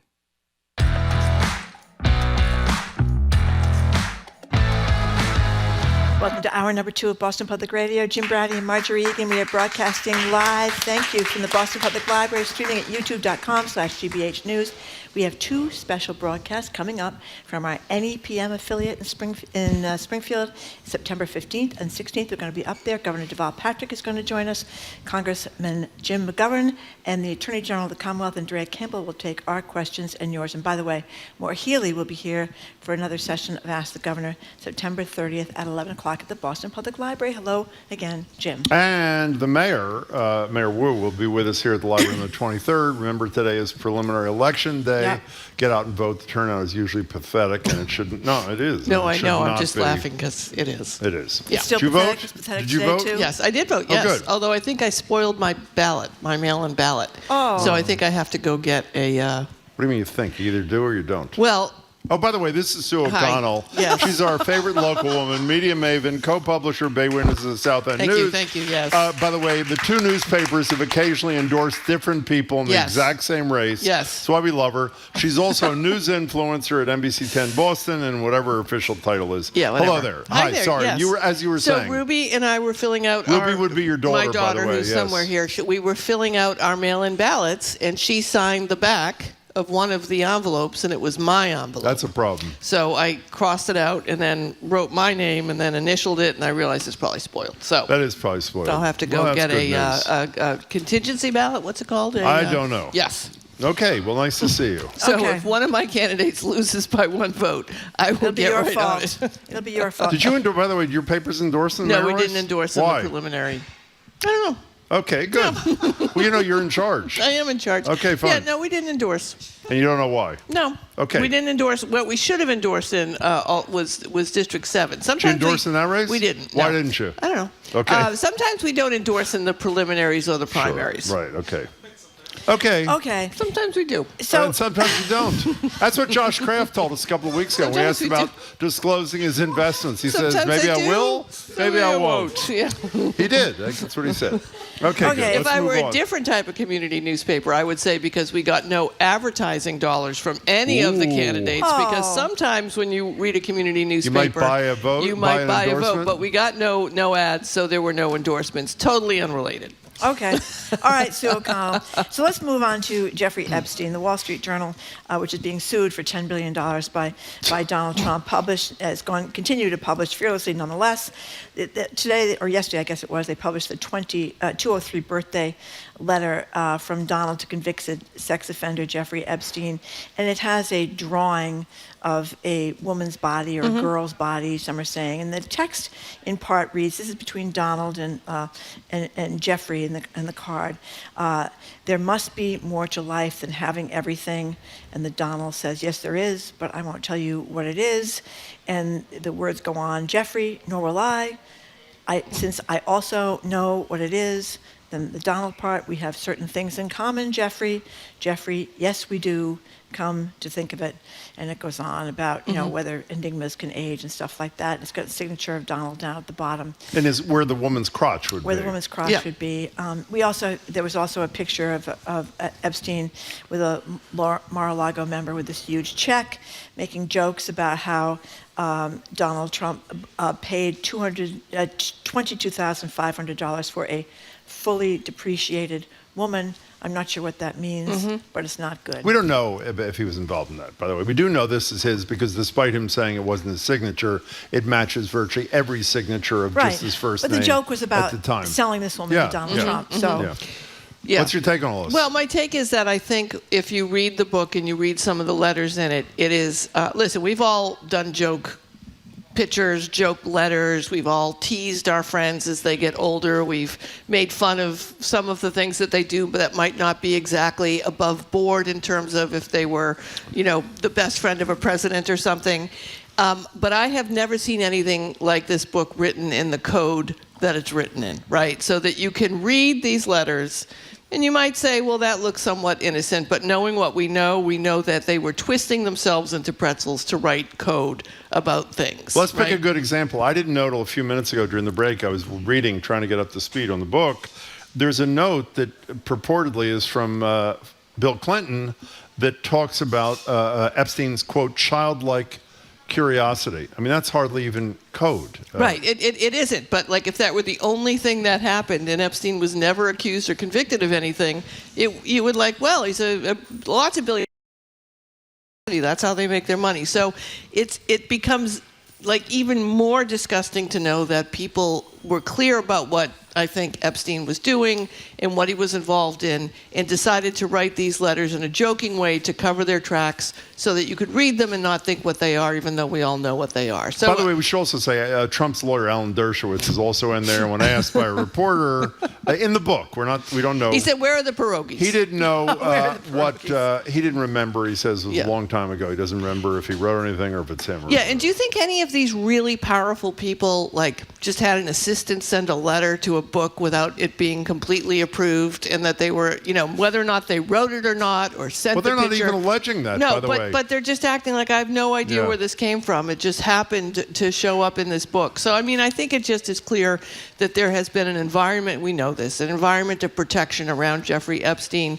Donald Trump, man, he is just on flypaper here, and he cannot get out of his own way, which, whether you think there's something about him in the files or not, he just continues to make this a story. And even though they keep trying to distract things, like, we've got the Speaker of the House, Johnson, saying that Trump was an informant. Well, he was an informant for the FBI on a Democratic hox? I mean, he was an informant until he wasn't. He was an informant. Johnson, so it's just totally, this is bad news for Trump. And you know what's worth mentioning too? J.P. Morgan, that's huge. Processed $1 billion for Jeffrey Epstein and kept him as a client despite his sex trafficking indictment. Yep. And they talk about how he'd take $40,000 to $80,000 in cash withdrawals several times a month, $750,000 in a year in cash. And the thinking was that he was paying some of these girls with this money, and they even opened accounts there. So some of the firm wanted to get rid of him, but they didn't get rid of him for a long time. However, another client of theirs, Wesley Snipes, a black guy, was charged with tax fraud. He wound up, it was a tax misdemeanor. He was out the door. He was out the door. One second. I mean, these banks, especially, the Deutsche Bank that had given Donald Trump all those loans, you think about the pain and agony you go through when you're filling out a credit application or a mortgage, and they want to see a ticket, a pay stub, or they want a letter of reference before they give it to you. You think about all these marijuana and cannabis businesses that are legitimate business. Because of the federal laws, they can't get banking. I mean, there's a whole bunch of legitimate businesses and individuals who have had a hard time getting the credit and having a good relationship with a bank, which is very important for a small business or a business. And then meanwhile, you've got Donald Trump just getting whatever he wants by lying on mortgage applications, which he was, the fraud. And you've got Jeffrey Epstein clearly having violated the law and still having a high-level relationship with a bank when us schlubs are down here trying to make sure that we're making sure that we've got the right information on our applications. It's something, you may have had this discussion with John King a couple of minutes ago, because I was reading that thing about Clinton when you were talking to him. Two things. Carolyn Levitt, who was his press person, and Taylor somebody who's a press person, says, this proves when the drawing came out that, as we said all along, it's not Trump. Yeah. And their arguments are twofold. One, that the signatures don't match, which they do.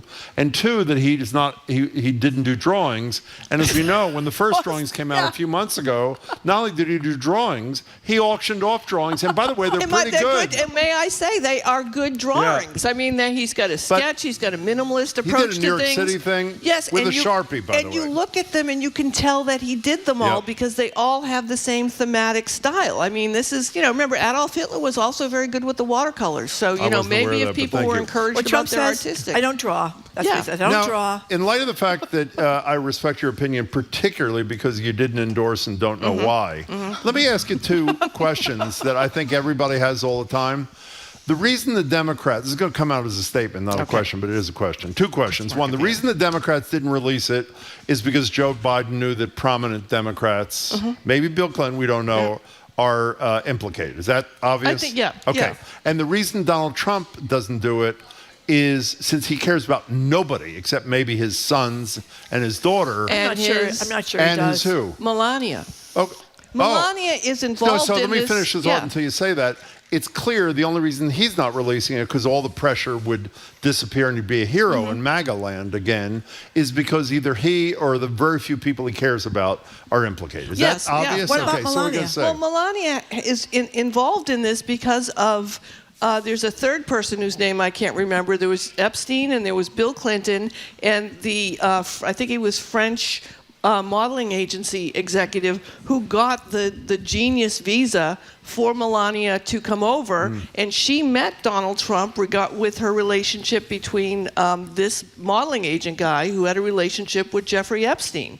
So, again, you can be in a file and be totally innocent. I'm not accusing Melania Trump of anything, but if she appears in the file more often than Donald Trump appears, I absolutely think Melania is telling him, I don't care, you're not releasing the file. That's it. You know what I'm laughing at is the weekend before this, I don't know how I came upon it, I was online and I was watching video of right-wing news sites talking about the day that Obama wore the tan suit. It's a terrible day. What a terrible day that was. Nefarious it was, and there obviously was a plot, and there's something behind it, and whatever. And they go on and on. And by the way, not in jest, like totally seriously. He wore a tan suit. Once again, we said this to John King. Convincingly, the largest pedophilia ring in the history of the United States, if not the world. Yes. And well, I don't know. The Catholic Church may have him beat. Well, that's actually a very good point, actually. Yeah, I was going to argue, but that then I is stopped sadly too. a very good point. Yeah. But it's right up there. Second best. Yeah. Okay. No, or second biggest, I should say. It's not amazing. Best. As I'm a big influencer on the TikTok, I heard Jim, that, with yes. my weekly On the updates that I do TikTok, on yes. Friday. So my daughter Ruby will send me stories. She here? She's around the corner, Okay, paying no fine. attention to us. Okay. So she will send me, stories about what's happening that she's interested in, and they all say, "Is this true? Is this true?"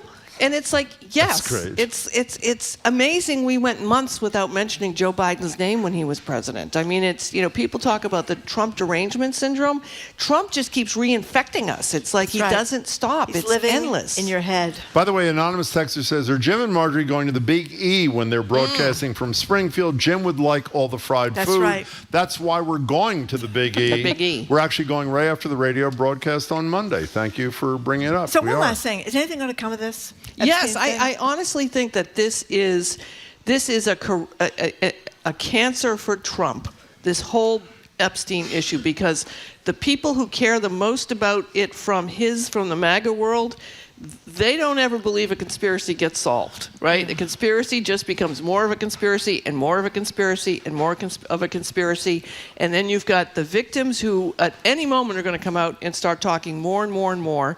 And I just think this is going to be a corrosion to his presidency. How much do you love when Ro Khanna, who's the liberal Democrat, who's the co-sponsor of the measure that would release all documents with the Republican Massey from Kentucky, he's a very impressive character, when he praises Marjorie Taylor Greene, Nancy Mace. Yes. I mean, it's I know. talk Joe about the Rogan, world being Joe upside. Rogan is. I mean, we should be able to agree that pedophilia is bad. Yeah, we should agree we on should that. agree on that. We should also be able to agree that if you're like a billionaire and you are soliciting young women who are minors to come to your mansion and they have accused you and you have been convicted of something, you shouldn't be good company. You shouldn't be someone that people want to have spend time with. So I think there's something the Democrats and Republicans can agree with. Okay, let's talk about two things you know more about than anything else: Karen Reed and Taylor Swift. Yes. Sure. You start with Karen Reed, Margery. Well, who's going to play her in the movie? I heard Diane. Margery, the Diane question Lane, is who's going to play me? Oh, that's right. I mean, isn't that the question?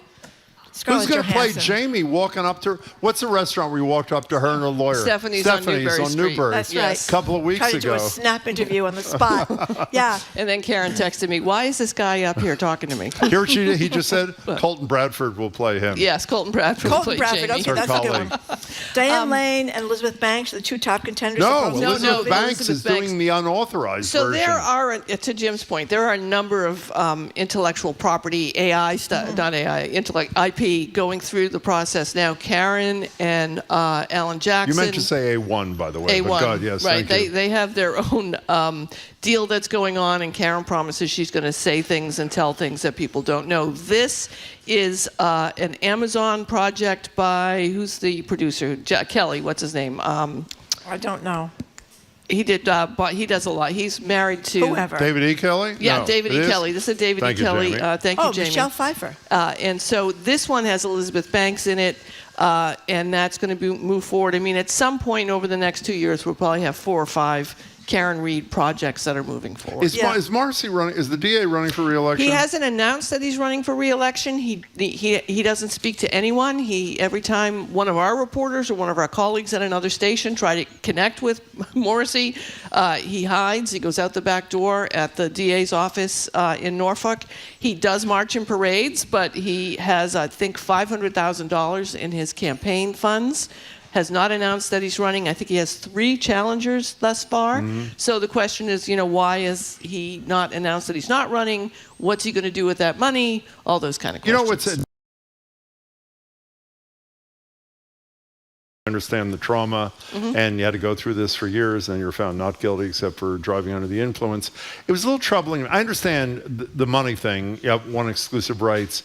But has she done an interview in Jackson with anybody except Howie Carr? Yes. Who? I think her parents were on with Billy Bush. Not her parents. No, but she popped on with her dad. Oh, she did? With Oh, I Billy didn't Bush. know that. Okay. Well, then I take it back. She's done some other interviews or dropped in on. And by the way, like Howie Carr, were they all deeply supportive as opposed to... Oh, yeah. She hasn't been on anything where I think there's been even a neutral. That's what I meant, neutral. Obviously, I'm not suggesting she go on somebody who said guilty as hell.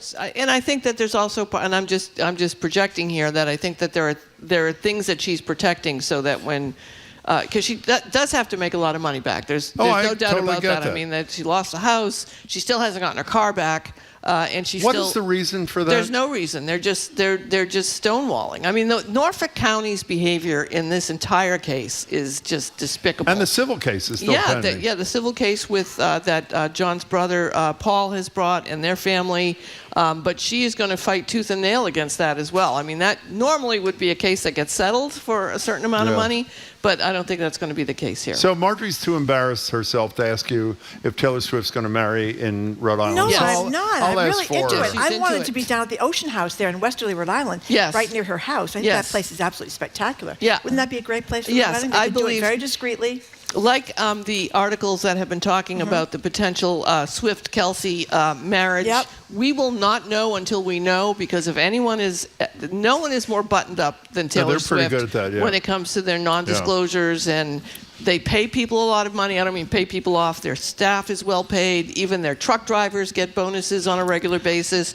She is very, very generous with her revenue, sharing it with the people around her. So everyone is all tied up, and we won't know. But she is such a romantic that I think that she will indeed get married in Westerly, Rhode Island, because that house that she bought has generated a lot of inspiration for her. $28 million colonial-style cliffside mansion dubbed the Holiday House. It was called the Holiday House before she bought it. And it's in Watch Hill, which is in Westerly, Rhode Island. Gorgeous. It's right next to that gorgeous Ocean House, which I stayed in once before it was redone. You Now did? it's, but this is years ago. Now it's like It's gorgeous. It was Watch kind Hill of is gorgeous. Kind of a dump at the time I stayed in it, but now it is this gorgeously renovated place. I think it's like $1,000 a night or something. One of the questions we were talking about at our team meeting this morning when we decided that we'd talk to you about the Taylor Swift nuptials is, did she go to Brazil to watch Kelsey play with the Kansas City Chiefs? And she didn't. And, when I read the story, I know this is fairly obvious, but you don't think about it much. You say, boy, wouldn't it be great to have $1 billion? Wouldn't it be great to be the most popular performer in the world? Not only did they talk about the security that she had to travel with to go to a game, they talked about how she had to send a handful of security people as much as a week in advance to Brazil to scope out everything, to make sure everything was safe. And again, I'm not saying poor Taylor Swift, but it really is an inhibiting kind of lifestyle. No, it is. You just can't show up. And then if she takes a price, she can't fly commercial, right? Yeah. So if she flies private, then people talk about how the carbon is the carbon offset going to be that? How is she an environmentalist? And then if she shows somewhere, they want her to go to the hospital.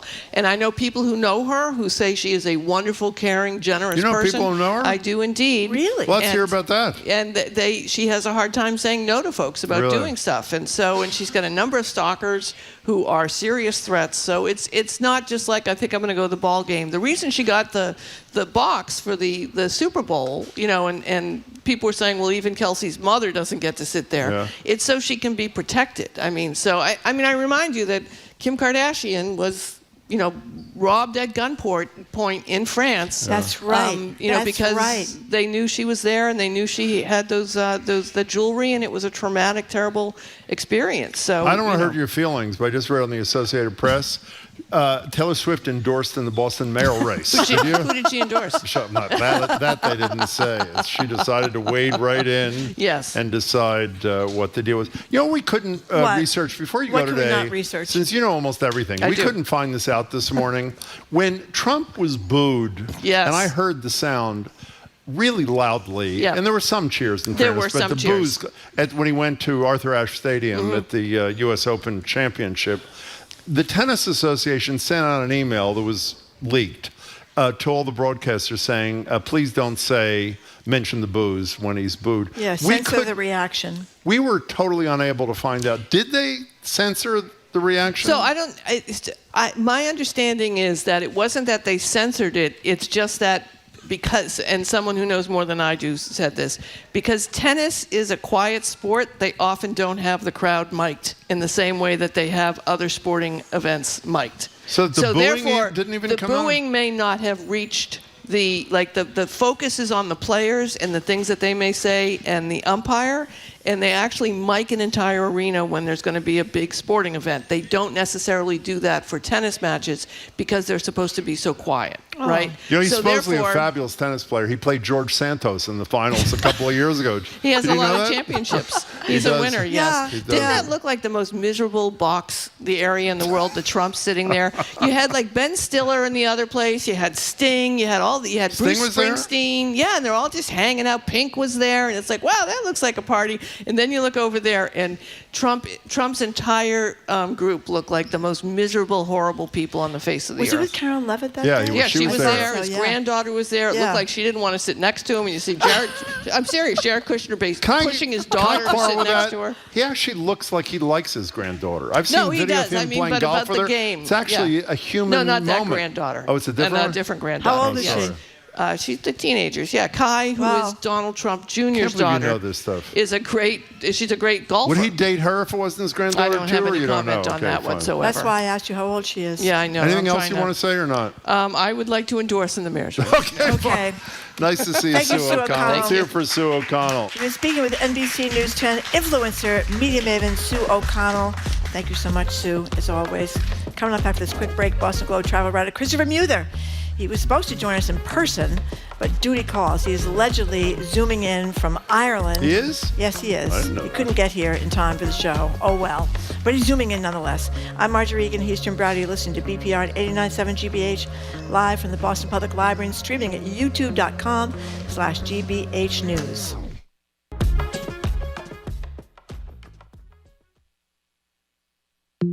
The med spa business in Massachusetts is booming, with people flocking to places to freeze wrinkles and plump up their face. But there are no state training standards for cosmetic injecting. We have among the most lax oversight of who can inject patients with botulinum toxins or fillers. There are more and more people performing treatments who have less and less training doing them. I'm Liz Niesloss. That story tomorrow on GBH's Morning Edition. Our programs are made possible thanks to you. And Neville Place Assisted Living in Cambridge, providing residents with a range of services designed to help seniors stay sharp, social, and independent. More at nevilleplace.org/care. And Central Square Theater with Silent Sky, the story of how Henrietta Leavitt, a human computer at Harvard in the early 1900s, changed astronomy. Silent Sky begins September 11th. centralsquaretheater.org.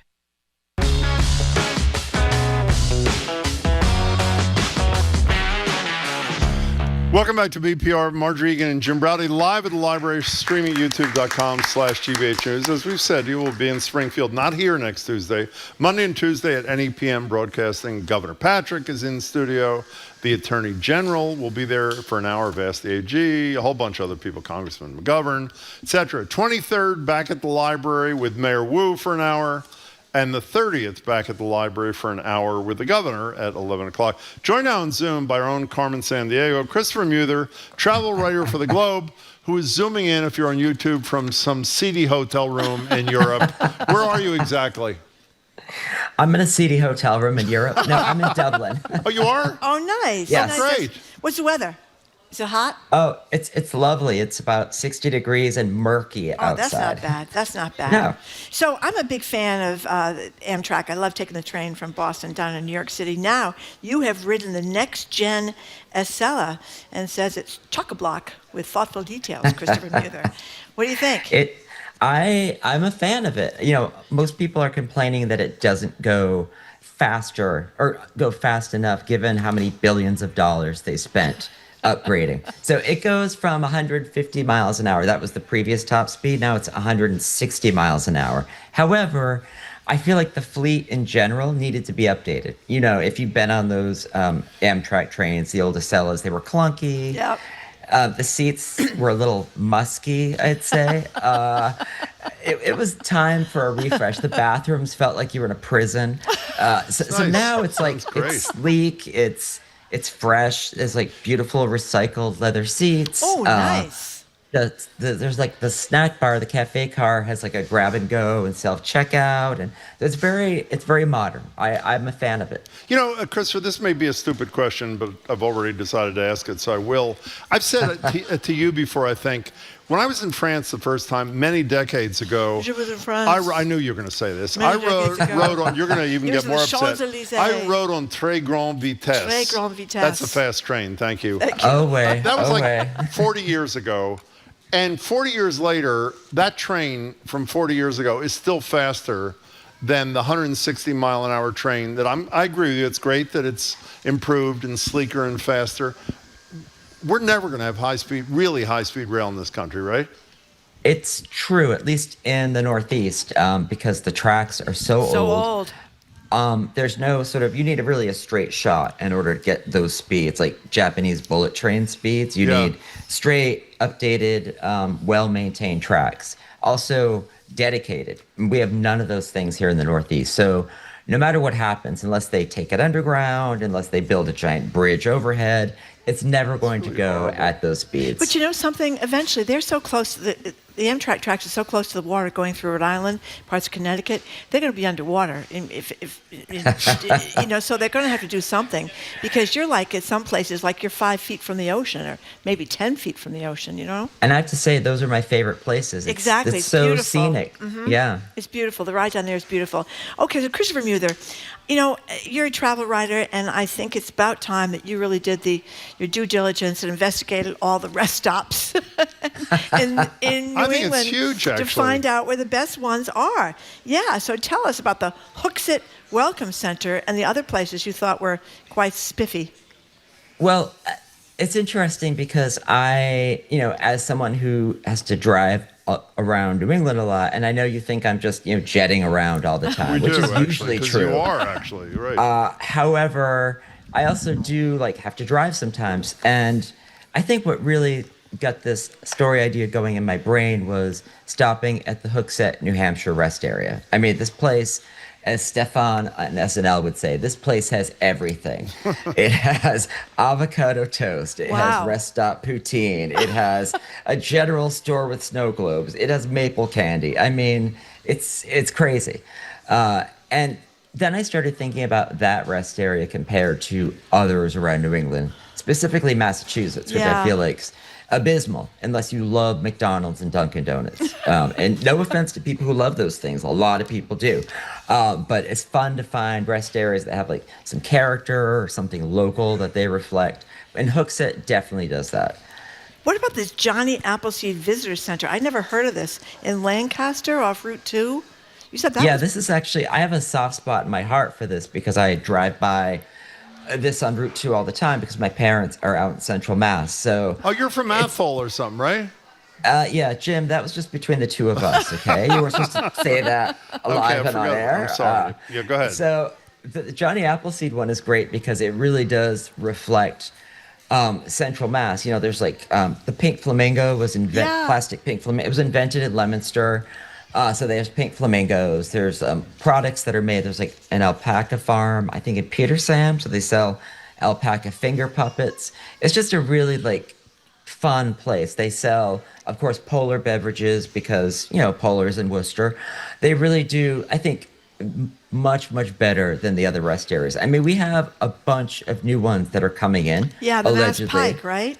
Exactly. Yeah. Yep. It's I think it's an Irish company. It is an Irish company, yeah. So is that's that what why I'm you're here there? doing. To No, that's actually not. Can I tell you, Christopher? Rest stop research? We don't agree on much, but the one thing we totally agree on is the way you judge a rest stop is whether or not they have alpaca finger puppets.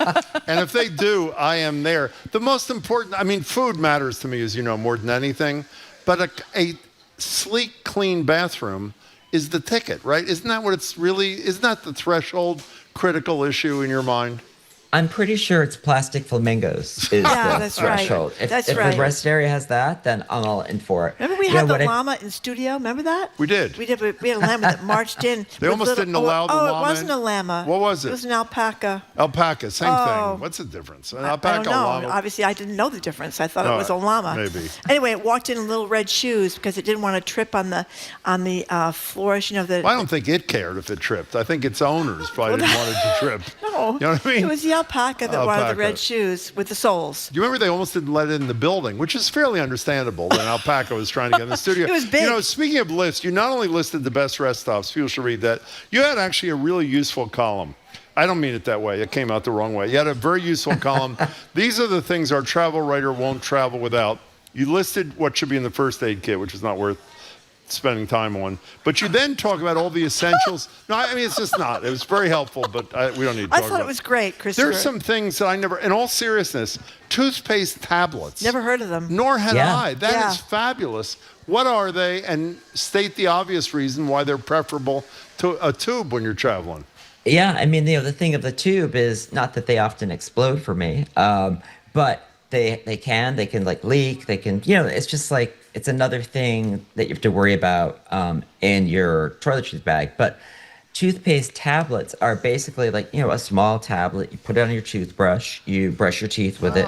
It's fantastic. I learned about them because JetBlue and their amenities kit, if you're sitting in Mint, they have the toothpaste tablets in. And I thought, this is the coolest thing. And then I went researched and thought, I'm going to start using these for sure. And they weigh a lot less, obviously, right? Yes. Much easier. I just think in general, they're easier to cart around. And also, if you're on a plane and you're not in Mint or whatever first class is, you can pop them in your bag and you can brush your teeth, or you can just chew them, honestly. It's sort of like a breath mint if you want it to be. By the way, one of the greatest things you do on this list, compressed towels that are little sheets that you put water on them and they expand, laundry detergent sheets, I didn't know they existed, portable steamer. What you do, which is really useful, I know you know this, there's a link at the end of each of the segments telling you what Christopher thinks is a great place to buy them or an affordable place. So that's really a worthwhile kind of thing. Now, no, it is. I mean, I'm making it sound like he does a lot of very useful. It is very useful. Jim, I think that's the first time you've ever given me a compliment. No, that's great. My brain's kind of exploding. So I don't know if it's like all the Irish ale or your compliment. Sleep mask with Bluetooth headphones. Yeah. What is that exactly? It's it's just like blinders and there's speakers, like little earbuds in each side of it. And then you put it on, so you've got speaker, and then you can connect through your phone. So I use it for white noise. I use it for sleeping at home. And then on planes, you can use it as well. And so it's not like you're trying to sleep on a headphone. You're just sleeping on a normal eye mask that happens to have a speaker in it. It's fantastic. Did the Globe pay for that, or you had to buy that yourself? I bought it myself. All these things. What? No, all these things I sort of discovered on my own, and that's how they made it in. Okay, now Christopher Muther, you had a piece in the Globe a few weeks back trashing the live music at Logan Airport in the baggage area. And we were visited last week by the new Massport CEO, head Rich Davies, who was very insulted by your trashing of this music. So here... He wasn't only insulted, he basically accused Christopher of yellow journalism. He did. I mean, that's pretty much... He did. Yeah, that's right. He said you weren't on the scene, you didn't take you didn't do a sufficient investigation of the music at Logan Airport. So here he is, going to play a little sound. And by the way, if you can't hear this because you're on Zoom, I will read it to you after. You'll have to let us know. Yeah, see if you can hear it first. Here's Rich Davey, who runs... Head of Massport.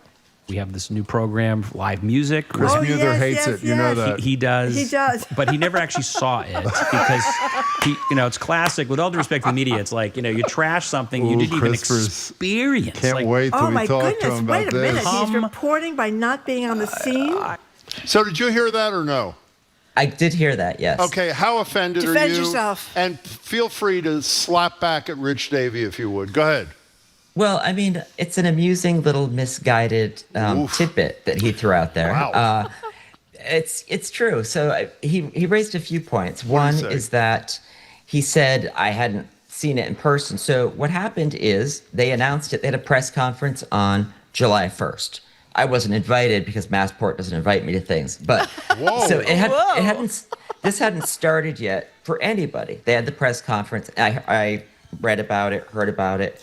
So on July 1st, I wrote a column. The series hadn't started yet.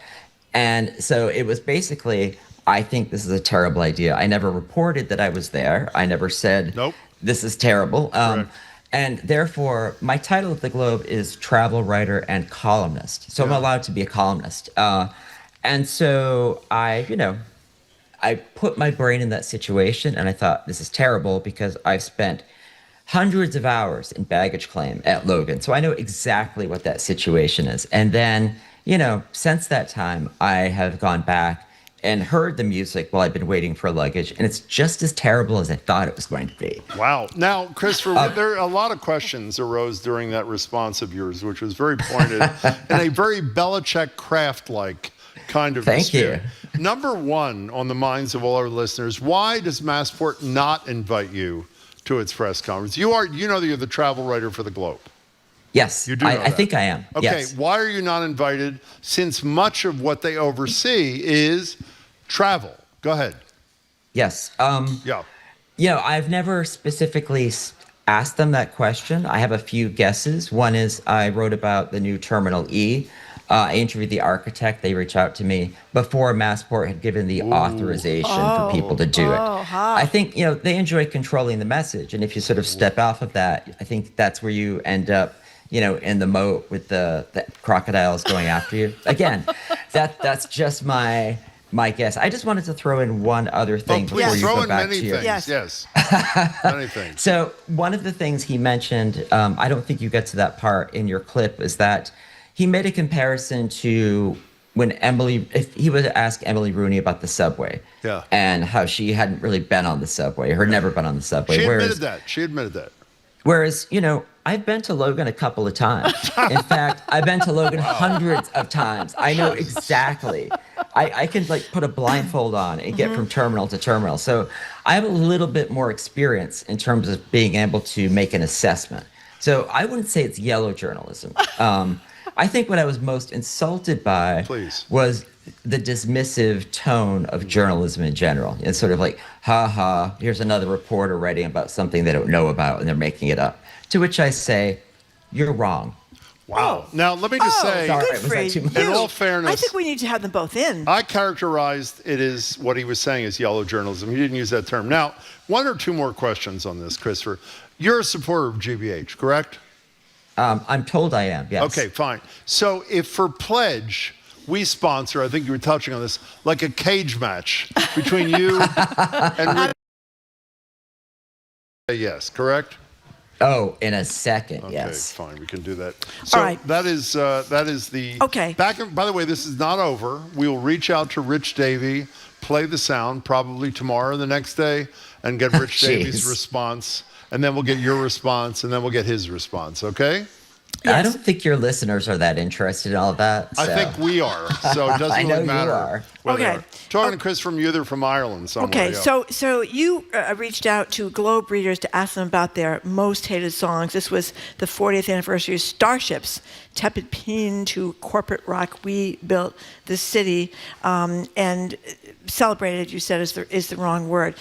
We have a bunch of clips of... Let's play that song first. Yeah, let's play this one first. I didn't know this was Grace Slick's old band. But anyway, here is a clip of the song We Built the City by Starship, which Christopher Muther said was really bad.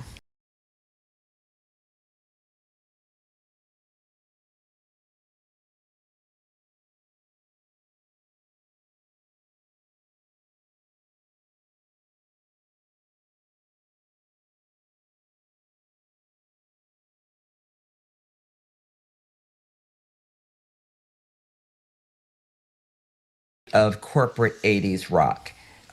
It's sort of like a bunch of executives got in a room and said, well, what do people like? Cities, rock and roll, construction, Grace Slick's crazy eyes, big hair. It really is sort of like when you think about where Grace Slick was in the 60s, and then 20 years later, here she is, in a very corporate setting. That's kind of sad in general. The song is just kind of baffling. I I've never liked it. And many publications have voted it the worst song ever recorded. I don't know if I think it's the worst song ever recorded, but I think it's pretty terrible. You know who loves that song, by the way? Loves the song?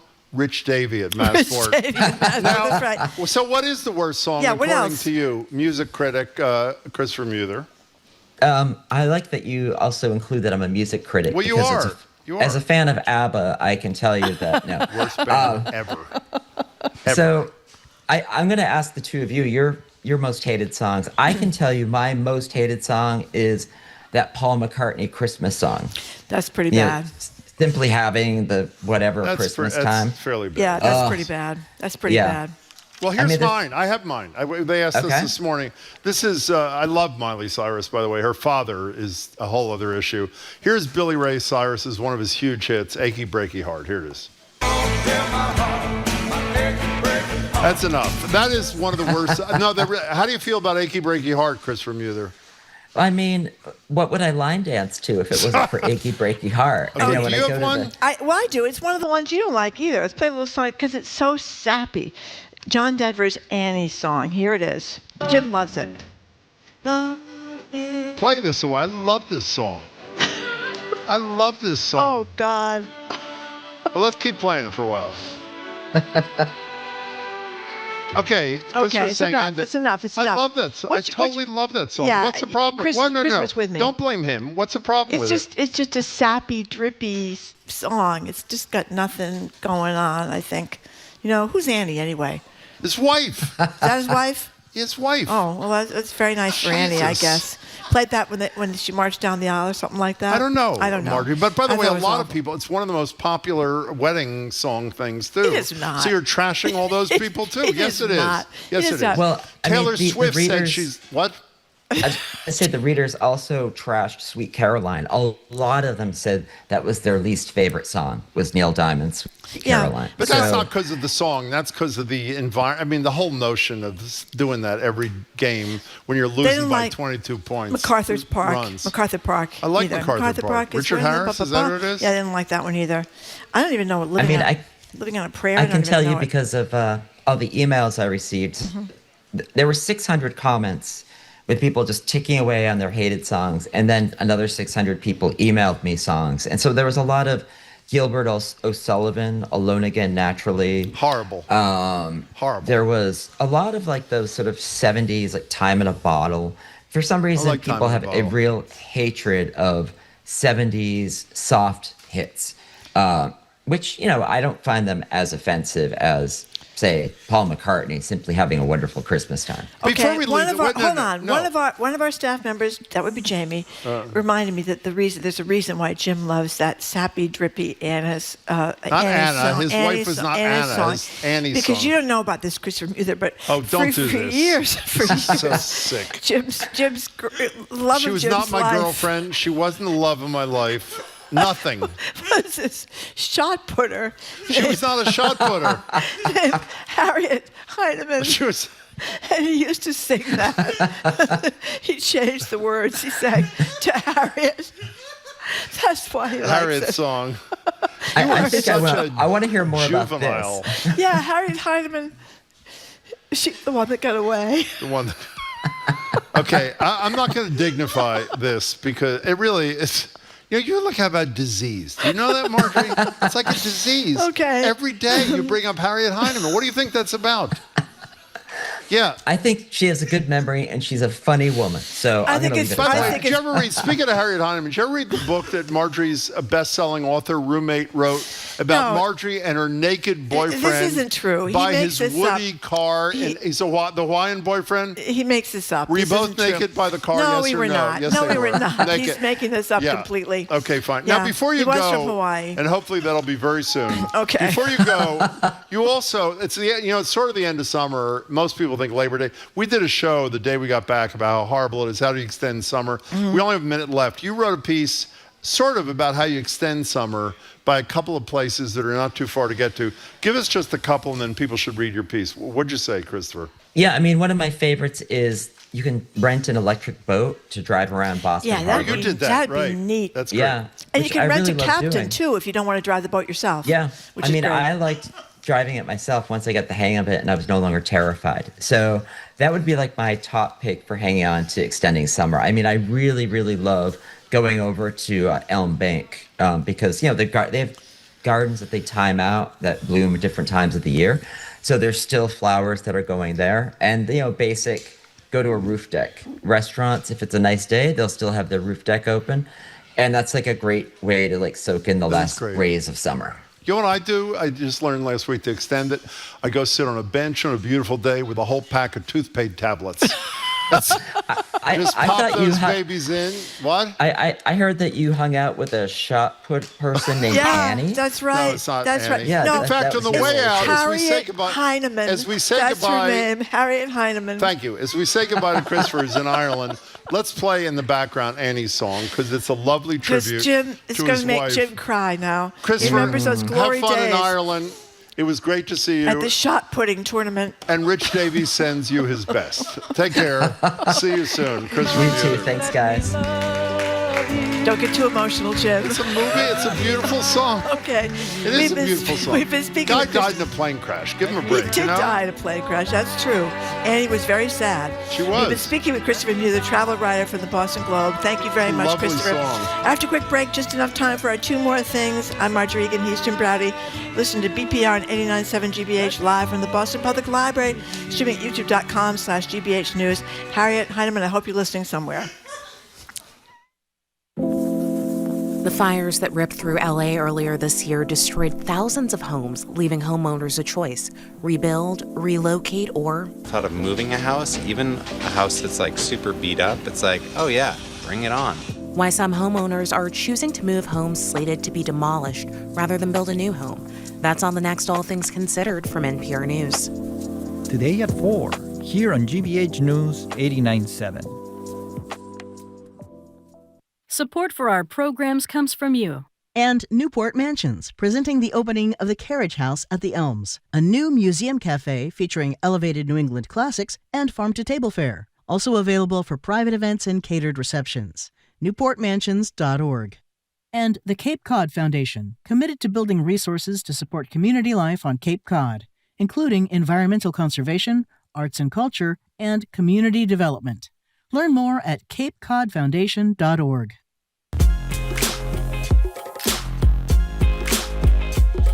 Welcome back to BPR. Margery Egan and Jim Browdy live from the library, streaming youtube.com/GBH News. Just time for two more things. Yep. It's our segment where we say something about something we care about that we didn't have time for in the show. Margery, take it away. Okay, so Donald Trump has for many months now been trying to get out of paying $83 million. Good.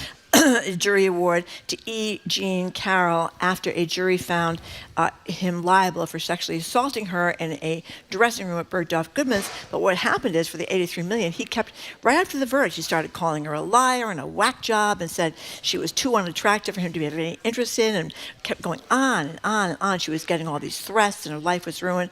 Well, the jury on Monday upheld that $83.3 million jury award, and I'm so happy about it. I just heard her on a podcast where she was saying that from the time this happened to her in the mid-90s till now, not till now, but for 30 years, she never had any kind of sex or relationship with anybody because she was so traumatized by Donald Trump. And it was great. The judge said that Trump lied and she told the truth. Now, here's the way he tried to get out of it, She's got a book coming, too. She's got two books coming. One of them was a big New York Times bestseller. No, but about this, I thought. Yeah, no? she does. Okay. Yeah, she wrote it a while ago. Oh, oops, sorry. I think she did anyway. Okay, go ahead. Anyway, he tried to get out of this by saying that he couldn't be charged, he couldn't be indicted because of his presidential immunity. It was part of his official duty, because as we all know, it is the official duty of every president to sexually assault somebody in a dressing room at Bergdorf Goodman. No, good for her. She's also been incredibly courageous. And she's great. She's 81 years old now. Okay, fine. Now, faithful listeners know that I hate how deeply the state is into gambling, betting, all that sort of stuff, for a bunch of reasons. One, it's the most regressive way to raise money. It takes disproportionate shares of money from those least able to cough it up. Number two, it's turned to by state legislators when the state needs money because the politicians don't have courage to raise taxes and do it fairly. 3, I hate, for example, the lottery when people say, well, it's really important because it provides $1 billion of needed funds for cities and towns, which it does. You know where it gets the $1 billion? From people losing $1 billion of their income. And finally, a story today, is it today in the Globe? More than half, this is staggering. More than half of Massachusetts gamblers surveyed say harms outweigh benefits. This was a study done by the Mass Gaming Commission at UMass Amherst. Somewhere in the neighborhood of half of bettors self-describe as having a problem or a pathological, or describe themselves as pathological gamblers. Now, let me do the math for you. Okay. The people in this poll said they gambled, this is staggering, an average of $2,280 a month. That equals $27,360 a year. That's roughly $45,000 of income before taxes you have to make to lose $27,000. Now, despite that fact, and state legislators are expressing concern, the state, I believe, is about, I think they've legalized, they're just waiting, you can do online lottery ticket purchasing, which is the old Robin Hood in reverse. So you can be sitting on your couch in your underpants and losing your money rather than going to the 7-Eleven. So, and maybe online casino gambling. The fair thing, this is not my idea, it was one of our colleagues, maybe yours actually. The fair thing for the state to do is to provide free Ozempic to all the gamblers because, as we learned, it doesn't just cure an eating addiction, it cures all addictions, and if not, if you need money, then have the courage to raise taxes fairly rather than preying on the misfortune of people who, for the most part, cannot afford to lose their money. Well, that was very well done, Thank Jim. you very much. Jim Browdy, the man who just bought. How many Powerball tickets have you bought this week, did you say? But I can afford to do it. I bought quite a few. And I didn't win. Thanks for bringing that up. Coming up after the 1 o'clock news, Sports Authority Trenni Casey he's going to join us to talk about the nerve of some adult sports fans willing to snatch flyaway balls straight out of the hands of children. Oh, and of course, the Patriots hasn't been a great start to the season. I'm Margery Egan. He's Jim Browdy. You're listening to Boston Public Radio 89.7 GBH live from the Boston Public Library and streaming at youtube.com/GBH News.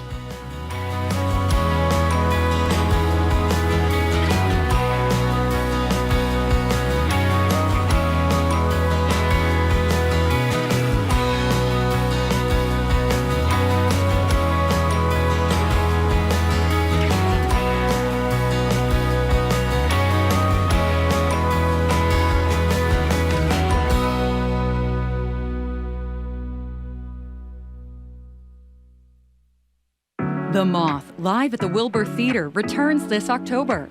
Get your pair of tickets now to experience the storytelling phenomenon live. The sooner you give, the better your seats. Tickets and more info at gbh.org/moth. Support for GBH comes from you. And Revision Energy, a solar company and a Mitsubishi Electric heating and air conditioning contractor, offering customers the option to combine a solar array with a heat pump system to manage their heating and cooling at home. RevisionEnergy.com. And Liberty Mutual Insurance. Liberty believes progress happens when people feel secure and exists to help people embrace today and pursue tomorrow. Learn more at libertymutual.com. You're listening to 89.7 WGBH HD1 Boston. Online at gbhnews.org. GBH News. What matters to you? I'm Jim Browdy, head on Hour 3 of BPR, live from the BPL. NBC Sports Boston's Trenni Casey joins us as World Cup ticket sales are set to begin, but they won't be easy to get or cheap. And the disturbing trend of adults snatching baseballs, tennis balls, whatever, away from kids, most recently at a Phillies game. I'm Margery Egan. Then we'll continue the sports talk, but with a parenting angle. That woman who stole the home run baseball is being dubbed the Phillies Karen. Should the kid's dad have escalated the situation and defended his son's baseball, or did he do the right thing by avoiding confrontation, setting a good example for his kid? Weigh in next in the third hour of BPR 89.7 GBH, live from the Boston Public Library.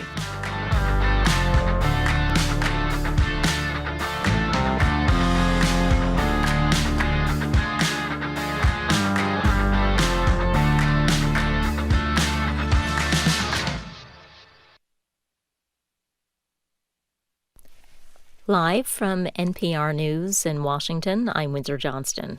The State Department is urging American citizens in Qatar to shelter in place after an Israeli strike on an office used by Hamas. The United Nations Secretary General is expressing alarm, as NPR's Michelle Kellerman reports. UN Secretary General Antonio Guterres says Qatar has played a key role in diplomacy over Gaza, so he's condemning the Israeli strike on the Hamas offices in Doha. I condemn this flagrant violation of the sovereignty and territorial integrity of Qatar. All parties must work towards achieving a permanent ceasefire, not destroying it. President Trump has been urging Hamas to accept a 60-day ceasefire and release all hostages they've held in Gaza since the October 7th attack on Israel nearly 2 years ago. Hamas representatives said they were considering it when the Israelis struck their headquarters in Doha. Michelle Kellerman, NPR News, the State Department. The South Korean government is preparing to send a chartered flight to Atlanta this week. Officials will bring home Korean workers who were detained last week by U.S. agents on charges of immigration violations. NPR's Anthony Kuhn reports they were working at a South Korean auto plant. The Yonhap news agency reports that the flight could leave as early as Wednesday with enough seats to bring home the more than 300 detained workers. South Korean Foreign Minister Cho Hyun flew to the U.S. on Monday to oversee the process. Immigrations and Customs Enforcement, or ICE, is calling the raid on the Hyundai LG electric vehicle and battery plant in Bryan County, Georgia, its biggest enforcement operation ever. South Korea has pledged to invest $350 billion in the U.S., but experts argue that U.S. visa restrictions make it difficult to bring in the skilled workers needed to build factories. A survey by South Korean pollsters RealMeter found that 60% of respondents considered measures used in the raid excessive. Anthony Kuhn, NPR News, Seoul. House Republicans are speaking out after a Ukrainian refugee was stabbed to death on a commuter train in North Carolina last month. Speaker Mike Johnson says 23-year-old Irina Zarutska was on her way home from her job at a pizzeria. She fled amid the deadliest land war in Europe since World War II. She fled to the safety, or so she thought, of the United States. President Trump has denounced the suspect, calling him a madman and a lunatic.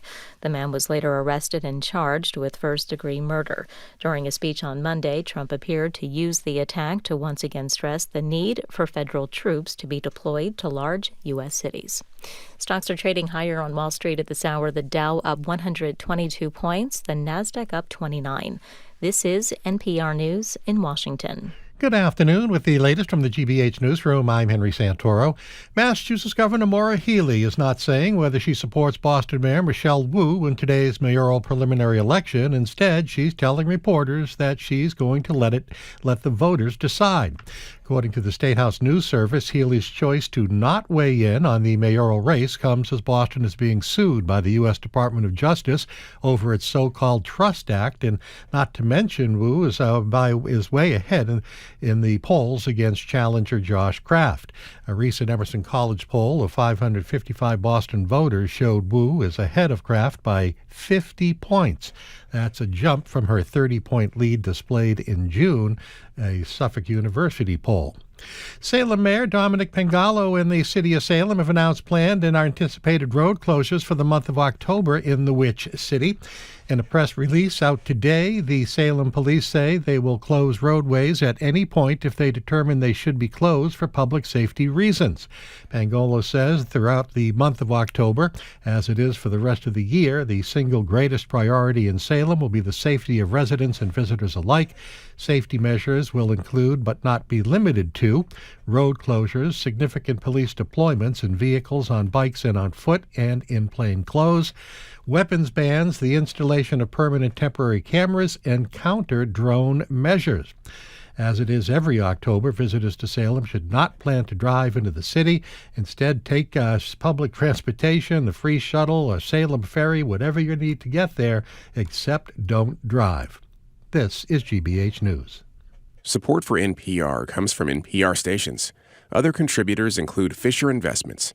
Fisher's dedicated team of specialists provide resources on investing, retirement income, estate planning, and more. Learn more at FisherInvestments.com. Investing in securities involves the risk of loss.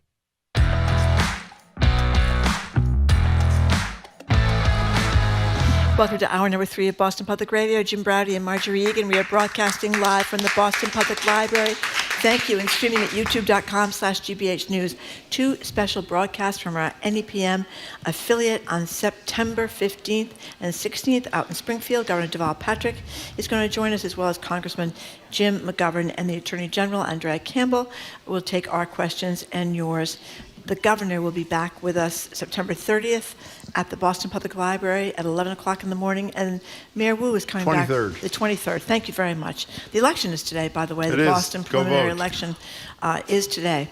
Hello again, Jim. Hey, and Zoe's checking turnout. I'm very curious because these preliminaries often, especially with the polling numbers like they are, let's hope people turn out, but they often don't. Our next guest, we'll find out if she voted. We're joined by Trenni Casey, anchor and reporter for NBC Sports Boston, and a BPR contributor. Hi, and did you vote? I did vote, and I actually went like this. I forgot. I voted in like when I take my dog out to walk, out for a walk, and so I put my I voted sticker in like my front sweatshirt pocket, and I left it there. I love wearing my I voted sticker around, letting everybody know. But yes, I did vote. What was the polling place like? There weren't many people. There were more What time did you go? volunteers. I went after I went to the gym, so it was like a little after 9 this morning. Oh. There were some people going in this morning. I'm pretty sure. I live in the North End. My husband and I live in the North End, as does Which Josh is Kraft. Josh Kraft, right? And all the news stations were there this morning, so I'm assuming my polling place was his polling place. But the dog's got to go, so we did not we did not stick around to find out if that's where he voted.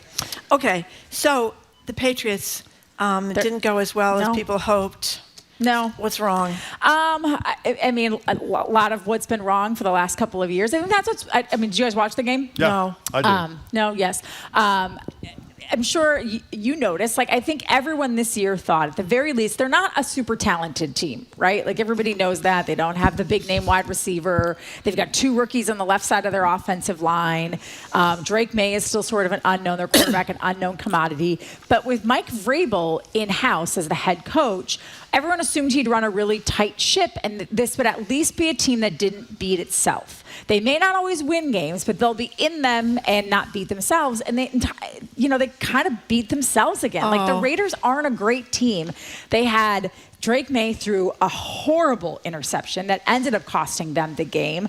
When they did have a chance to sort of drive in the fourth quarter, either they couldn't convert anything, or you had Will Campbell jumping off sides and getting a false start and pushing them back, and then them deciding to punt instead of go for it on fourth down. There's just like decisions after decisions. The defense gave up a ton of big plays. It's like the same narrative that we've been talking about. And now today, guys, especially after, I don't know if either of you watched them. If you didn't watch the Patriots game, I'm sure you didn't watch the Monday night game last night, Margery. No, I missed it. Between the Minnesota Vikings and the Chicago Bears, J.J. McCarthy was drafted, I believe, 10th overall by the Minnesota Vikings.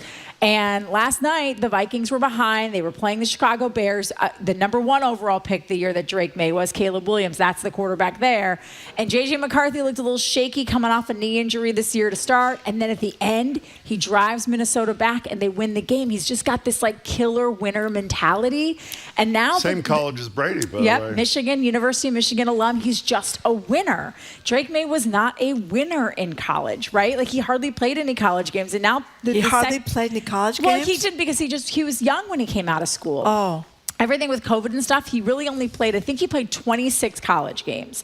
And so, yeah, there's a lot of questions this week. And let's be honest, it's the first game of the year. It's a lot of overreactions. But when you stack everything up, people are looking and saying, okay, is he going to be the type of quarterback that can handle a complex offense and can change what he needs to change to be a good NFL quarterback? And after week 1, there are some questions about that. Okay, every time I hear the name... We're very patient, by the way. Whenever I hear the name Mike Vrabel, I think of the following statistic, which Trenni knows, you don't, and I'm going to do a little quiz. There's nothing wrong getting this wrong. I will not know this. Mike Vrabel was a fabulous defensive player, okay, for the Patriots most of his career. A fabulous defensive player.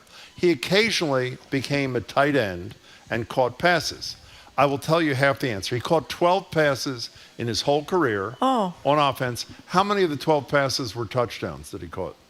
9. 12. 12. He caught 12 passes in his whole career. Wow. And every That's single pass was a incredible. touchdown. Isn't that a great little statistic? This is when he was on defense. Yeah. No, they switched him to offense. Yeah. Okay, I thought maybe they were interceptions. They would say I forget what his number was, but you would say so and so is eligible reporting as a as a tight end. Huh. So you just Well, isn't that amazing? Then why did he not stay as a tight end? Because it was like trickery. The right moment, trickery. Just a trick play. Oh, okay. So Good for how him. old is Drake May? Drake May just turned 23, I believe. So let's hear from somebody who acts like he's younger than Drake May. That would be the coach of University of North Carolina, Bill Belichick. Oh, what a He's at a baby. post-game press conference after they finally won a game against a really pathetic team, and is trying to explain why he has barred Patriots scouts from attending anything at UNC to scout the players. Here's Belichick.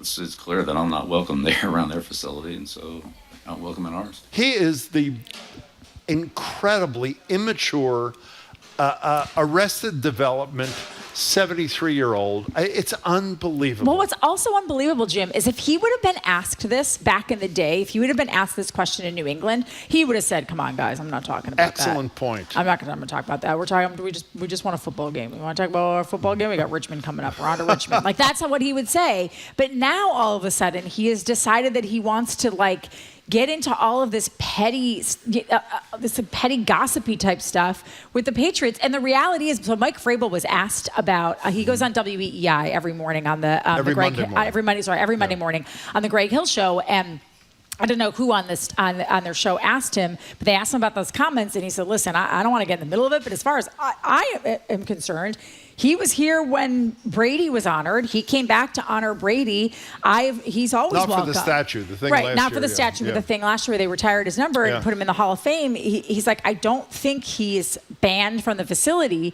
And just last week, I think it was after I was on your guys' show, Robert Kraft spoke with Dan Roach from WBZ, longtime sports reporter, and told Roachy that he plans on, Roachy asked him whether or not Bill Belichick would ever get a statue like Tom Brady. And he said, absolutely. When he's done with his coaching career, we would love to have him back. He was the architect of those teams. We'll put his statue right next to Tom Brady. So the Patriots, and listen, I suppose you could say, the Kraft family threw him under the bus in the documentary, the 10-part Apple documentary that everybody watched, The Dynasty and blah, blah, blah. But at this point, and what's funny is we had a poll up on my show I think it was last week, after Bill Belichick got the doors blown off in his first college game, 48-12 against TCU, and then the way he acted afterwards, and when this news first broke that he was banning, he's not just banning Patriot scouts, he's banning almost all NFL scouts, which doesn't hurt anyone except for his players.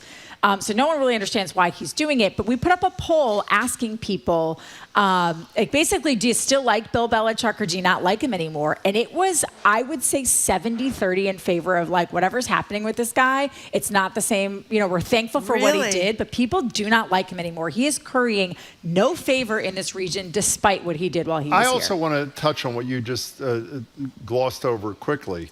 The only people who suffer when he says scouts can't come because of his petulance are the young kids who are playing, some of whom I assume want to be pro players. The childishness of this is incredible. It's just, I don't understand why. I don't understand, is he allowing this young woman to advise him on all of these things? Jordan Hudson, his girlfriend, muse, PR person, that's what she calls herself. Apparently in some interview that she did, she likened herself to Tree Payne. Do you know what Tree Payne is? No. That's Taylor Swift's PR person, her marketing PR genius, right? And she was like, I'm basically his Tree Payne. And I was like, no, because one person has amplified someone's career and made them a marketing genius, and you are ruining everything for this guy. So I don't know if he is being persuaded by her, if he is blinded by her. I don't know if he just doesn't give a you-know-what anymore, and he doesn't want... I have no idea what's happening, but none of it is helping his long-term legacy. Listen, at the end of the day, people will always remember that he was this great coach for the Patriots, but with every one of his missteps, I think it's further and further back in sort of your consciousness, and all you see is this sad, petty, angry old man who's hang on onto his coaching career and hurting his own legacy and then hurting the future of the kids he's supposed to be guiding on the way there. So Someone just texted and said the statue should be of him shirtless at the Airbnb.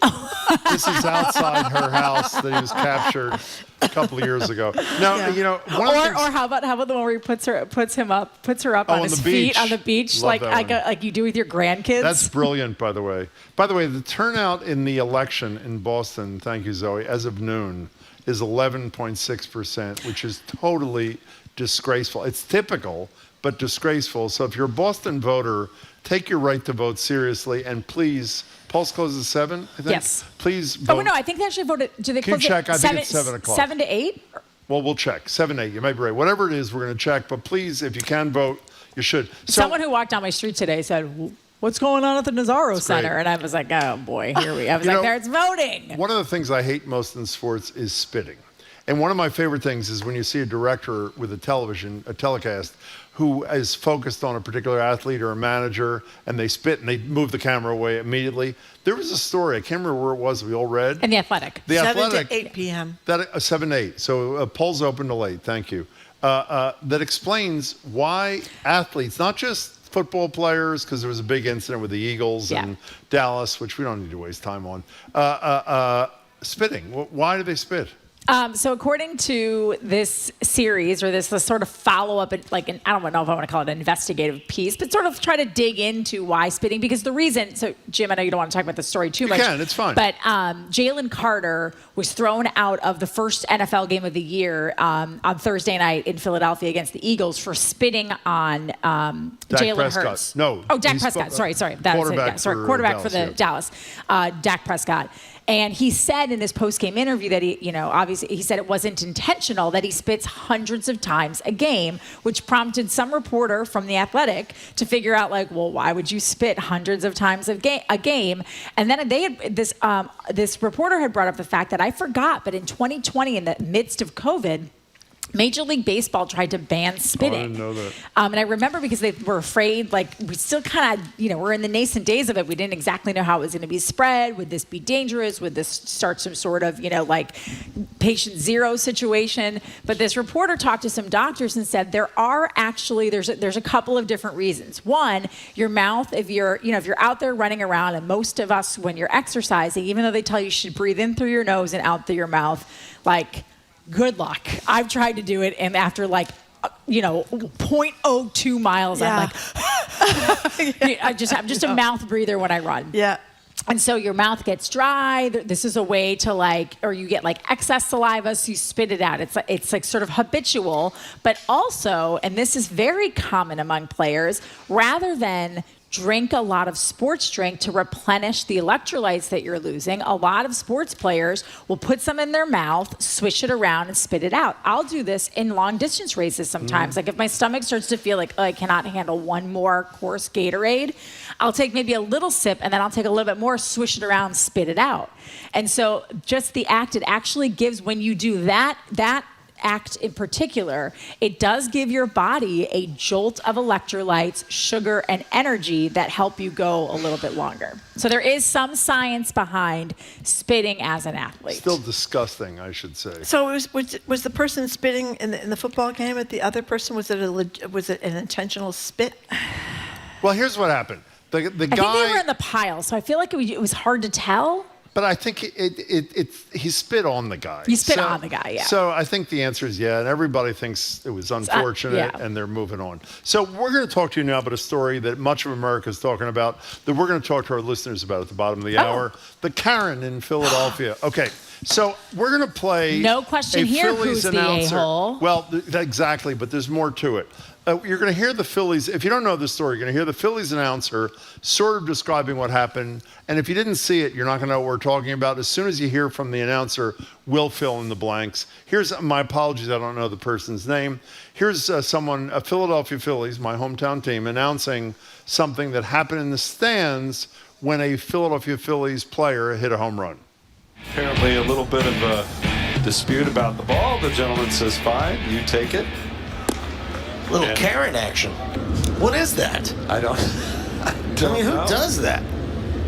I mean, do you want to be called out on social media? Is that what that you want only to do? happened in tennis matches. The tennis will work backwards. Yeah. At the tennis match, a Polish CEO takes a ball that was given the player by a Polish player out of his hand and got in a lot of trouble. That's not the big one. Do you want to explain what happened in the stands? So this was a Phillies-Marlins game. Was it in Florida? In Miami. It was in Miami. And the Phillies hit a home run, and this dad gets the baseball, and he goes to the home run ball. Everybody scrambles to get it, but the dad gets to it first, but kind of converges on it at the same time as this middle-aged woman.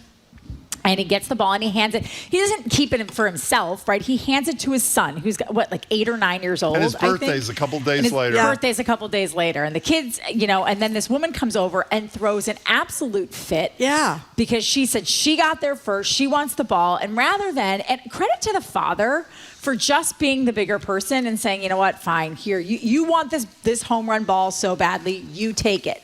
Well, you can only imagine what happens next. It goes, as the announcers alluded to, do you want to be vilified on social media? Do you know this woman lost her job? No. She lost her job.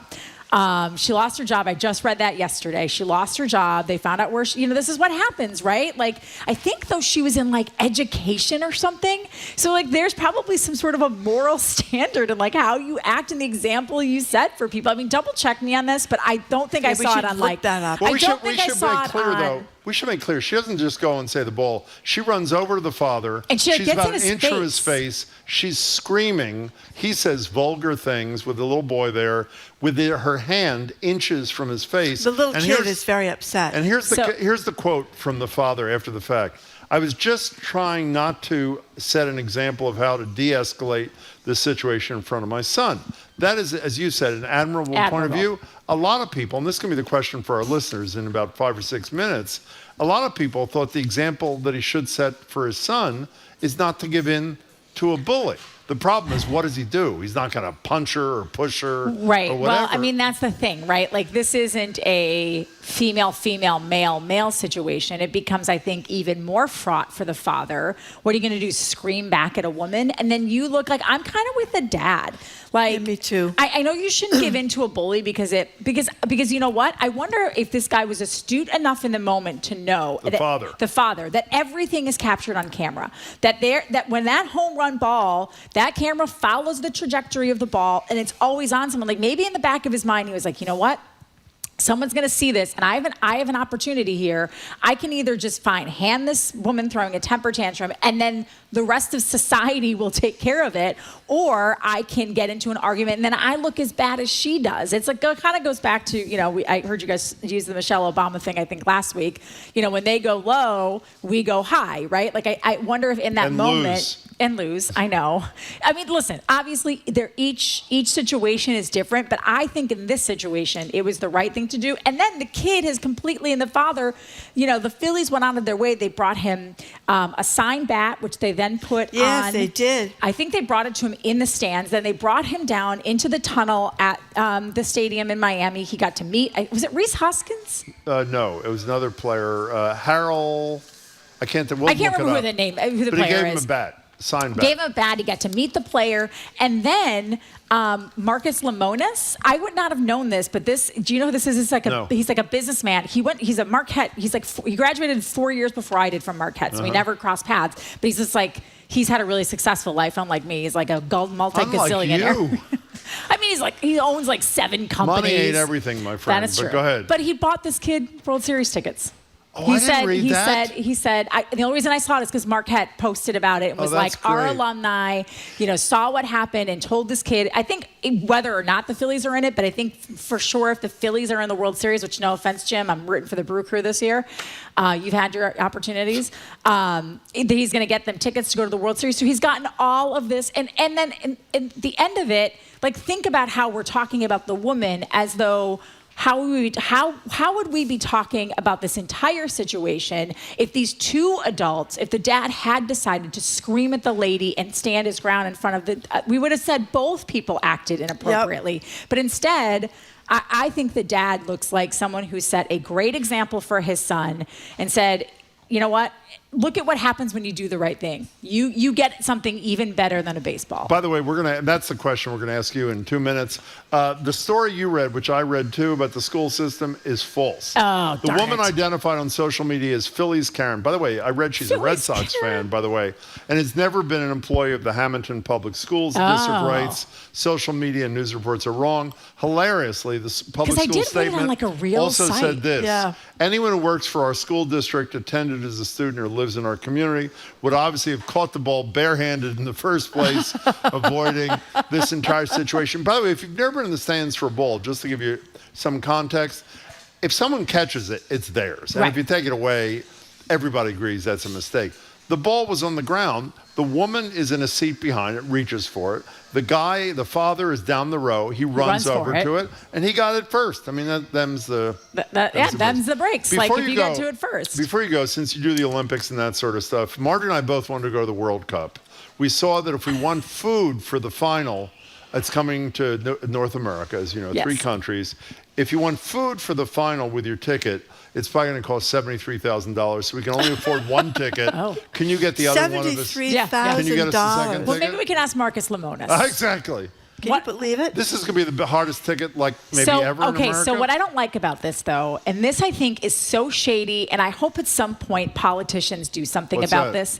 So tickets for the get-in price, the lowest ticket price for early games is $60, right? Which is accessible to, I would say, most people. Yes. However, the World Cup, like many artists, are going to do what they call dynamic pricing. Right. So as the demand goes up, the ticket price goes up. This even on the 60? Even on the $60. So Okay. now there's all these different ways that you can like apply for tickets early with a Visa card. There's all these things, but this happens all the time. This just happened to friends of mine who wanted to get tickets to Backstreet Boys in Vegas. Once people got word that this was this great show at the Sphere, tickets used to be like the get in the door price was like $100, $150. They went on, same tickets, but in February, $600 each. Because as the demand went up, the price went up. Like, I think that is highway robbery. And it also, like, it boxes so many people out, and everything ends up favoring the wealthy. Like, it's so unfair. It's so Uber wrong. and Lyft do it. Airlines do it. Dynamic pricing is. I'm with you, but that is. I know. It's gross. And they're coming in 2026. The only reason we bring it up is because people saying it may be the hardest ticket ever in Mexico. Is Canada the third country? It's the 3 North American countries. Canada and the United States. Yeah. So good luck getting a ticket.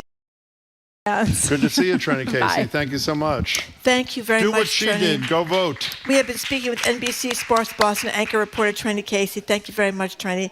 Coming up after this quick break, as Jim said, we're going to open the lines and get your thoughts on the Phillies Karen and the dad's response. Should dad have stood his ground in front of his kid and risk the situation escalating, or did he do the right thing, sacrificing his kid's immediate happiness for de-escalation and calm? I'm Margery Egan, Houston Browdy. Listen to BPR and 89.7 GBH, broadcasting live from the Boston Public Library.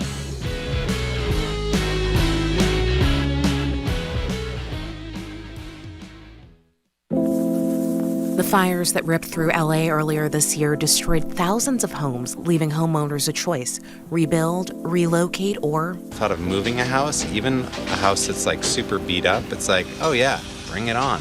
Why some homeowners are choosing to move homes slated to be demolished rather than build a new home. That's on the next All Things Considered from NPR News.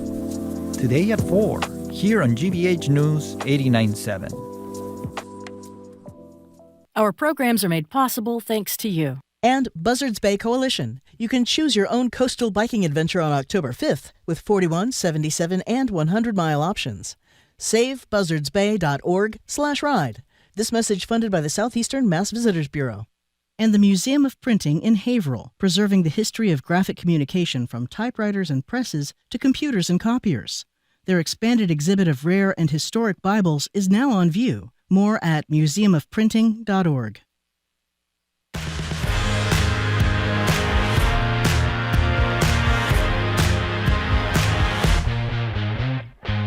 Welcome back to Boston Public Radio. Margery Egan, Jim Browdy, live at the library, streaming at youtube.com/GBH News. 2 special broadcasts from our NEPM studios on September 15th and 16th. We tell you that not only because we're excited about it, but because we won't be here at the library on Tuesday next week. Governor Patrick will join us in studio, as will the Attorney General for Ask the AG. Congressman McGovern will zoom in. We've got a ton of other wonderful guests. And at the library, when we do return on the 23rd, the mayor, again, remember, if you're a Boston voter, today you vote. She'll be with us on the 23rd, and the governor will be with us here on the 30th. We're ending the show by bringing you into that conversation we just had with Trenni about fan behavior at baseball games with a parenting angle. What do you do when there's a custody battle over a fly ball? If you just tuned in, we talked, as I said, with Trenni about this. A couple days ago, guy hits a home run for the Phillies into the stands. A father scoops up the baseball. The woman reached for it too, but he got it. Hands it to his son, whose birthday was a couple of days away, only to be followed back to his seat by this woman screaming at him, he says with vulgar language, with her hand in his face, saying she wants the ball back. The dad throws up his arms, sort of in defeat, I mean, that's the image you get, and takes the ball from his kid's hand and delivers it to the woman. Here's what we want to know from you all at 877-301-8970. Did he do the right thing? Or should he have stood on his ground, potentially risking escalation from this grown adult woman who was out of her mind, angry, but showing his son that you don't give in to a bully? Or do you agree with what the father said, as I mentioned a minute ago, just trying to set an example of how to de-escalate the situation in front of my son? What was the right thing to do? Give the ball back to the bullying woman, or to de-escalate, as he said, and surrender it as he did? And again, there was a happy ending because the kid got lots of things, World Series tickets, Trenni told us, a signed bat from the guy who hit the home run, etc. 877-301-8970. Well, you sort of gave away your position. You agree with Trenni I did. that he did the right thing. Well, I think he's an awful nice guy, and he's also being so solicitous of the woman herself, saying he didn't want anything bad to happen to her, because he said the evening all worked out well. That was good. That was very nice. And by the way, apparently 2 different women have been erroneously identified as Phillies Karen. One was the supposed Red Sox fan. That's not the person either. Oh, I was wrong about that. Okay. Well, because I was just reading the Sporting News, and it said the second woman that was supposedly worked at the school district is not the woman either. So I think, as far as we know right now, we have to keep watching. No one yet knows. I'm not sure of that. Can you check, you guys, if you don't mind, please? The so-called witch hunt is on to look for her. But you see her in just a rage, come flying. She's got short gray hair, screaming at him. The father, the nice guy father, said she was screaming vulgarities at him. She said, very vulgar, screaming right in my ear that a lot of bad words, kept saying, that's my ball, that's my ball. That was her section, and trying to tell me she had a right to get the ball. The kid was just about to turn 10 years old. So, I think I think he did the right thing. Well, I have to say, maybe he did. I like to think that the right thing is to not allow a bully to essentially steal something from you just because they want it. But the flip side is, I hate to say on one hand, on the other, it's okay, Jim. There could have been a difficult. You know what I think I would have liked to have happened? What? When she's screaming at you, sit down in your seat with the ball. Maybe hold the ball yourself rather than your son, because you may put your son, and just ignore as best you can and hope a security person is coming. Having said that, I don't think he did the wrong thing. It just really upsets me. One of the reasons why people are okay with what he did is because the outcome was so good. The Marlins, the Miami team, gave him a gift bag. The guy who hit the home run for his team, the Phillies, met with him and gave him an autographed bat. And then Trenni told us a minute ago he got tickets to the World Series. Let's assume none of those good things had happened. Would you still feel the father did the right thing? The son stood there, and watched his father take the ball out of his hand, and she wasn't entitled to it. Well, your idea of sitting there and wait until she just gave up is not. Or till a security guard came or something. But I think the fact that that the kid looked so upset in the video, he was freaked out by this woman screaming at him. Who would be? I'd be freaked out as an adult. Do you want to sit there and have your kid see someone screaming in their face for another? I don't know. Well, he said, I'm going to say it one more time. He said, I wanted to set an example of how to de-escalate. He also set an example, and again, I'm not faulting him. It was a really difficult situation for when somebody bullies you loudly and in vulgar fashion, you give in.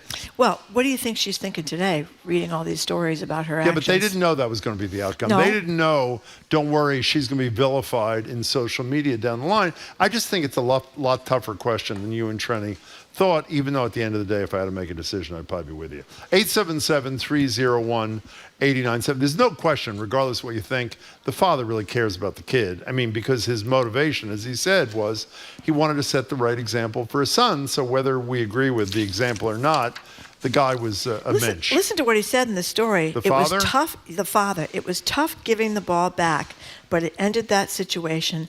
I hope that ball meant a lot to her.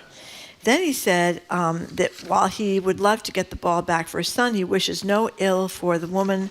I don't want anything bad to happen to her.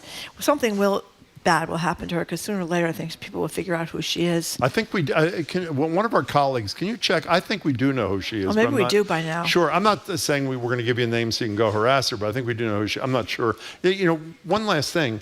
I'm assuming that she was drunk. Is that a lot of people are? I'm not excusing it. I don't know. Who acts like that over a baseball?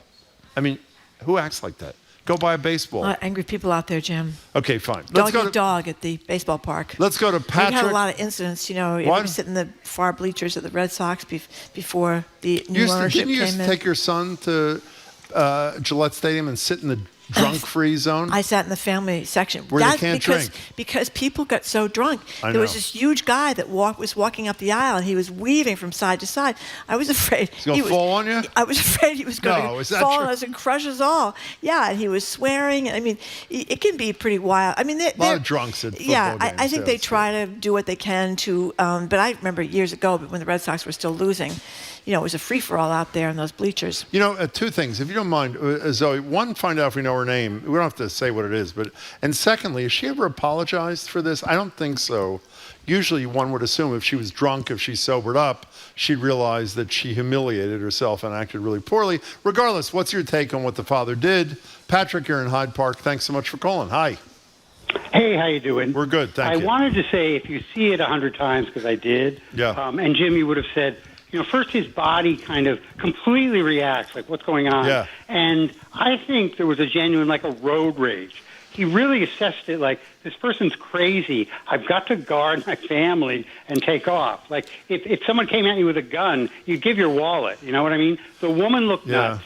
And he physically is like, oh, my God, what's going on? And I do think he just wanted to really de-escalate. He's like, go away, you're dangerous, you know.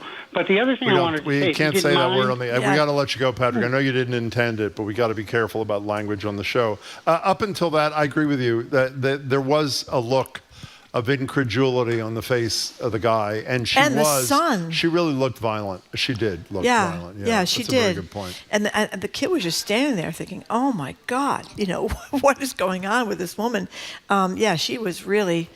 Did you ever catch a ball at a game? No. Did you? So my uncle, who I told you was like my surrogate father when I was a kid, took me to like tons of Philadelphia Philly games. One year we went to 40 games. Oh my gosh. And there were only 70-something home games in those days. Wow. So I brought a glove to every game. I almost never wore it, never caught a ball. A ball is hit one time up at us. My uncle is wearing the glove. He misses the ball. It hits him in the stomach. It bounces, and it hurts. It bounces down, and somebody else gets it. Oh, no. And I felt, by the way, I was a little boy, and I felt bad for the adult, for my uncle, who was crushed because he knew how much. Those matter, by the way. If you are not a if you're not a sports fan, getting the ball. Well, you see it. It's really a huge Yeah, you kind see of it. thing. You do see it from time to time at Fenway, and people are just ecstatic, and everybody gets a big applause on the Jumbotron. Everybody gets all worked up. You're not on TikTok. One of the recurring things on TikTok, and again, I apologize every time that I am on TikTok a lot.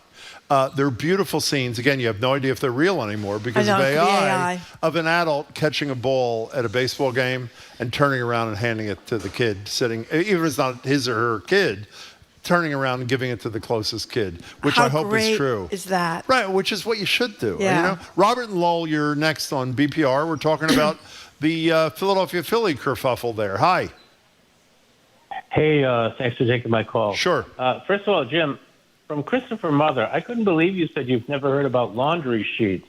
You should look into them. They're terrific. By the way, replace your detergent. I want you to know that I wrote down in my notes for the day to check out laundry sheets when I got a Market Basket on Saturday.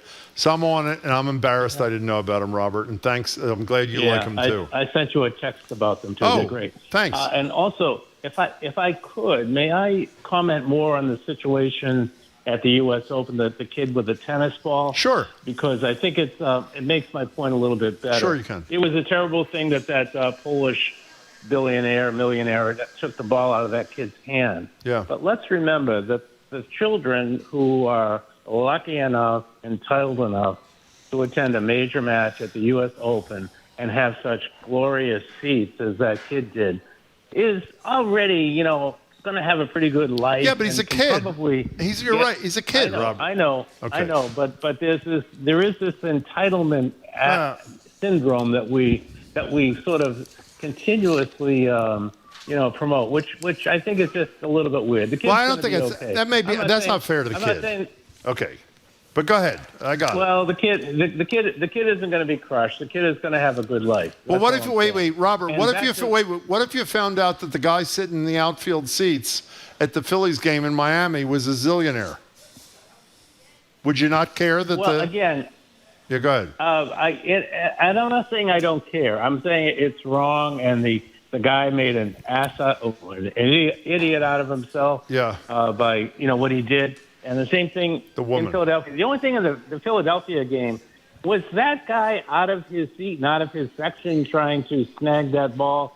That seemed That seemed a little bit odd. No. The woman, when the ball landed in the outfield, I've watched the video like the first caller a lot too. When the ball landed, it was closer to the woman, but he was down the same row as the ball, and he ran down and he got there first. But they were all in the same section, and even if they weren't, he got to the ball. He didn't break any rules before she did, and picked it up. So, what's your take on this?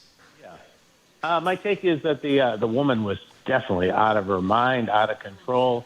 And I'm glad. I think the father, the parents, handled it very well. I don't think it's ever wrong to see someone concede when it's not over anything that's life or death, and to just diffuse the situation not ruin a great night for a father and son at a baseball game. Robert, thank you for your call. It seems to be that's the consensus, despite my position. So Adam raises a great point. Is it okay to go after this woman's livelihood for this indiscretion if she gets caught? Well, it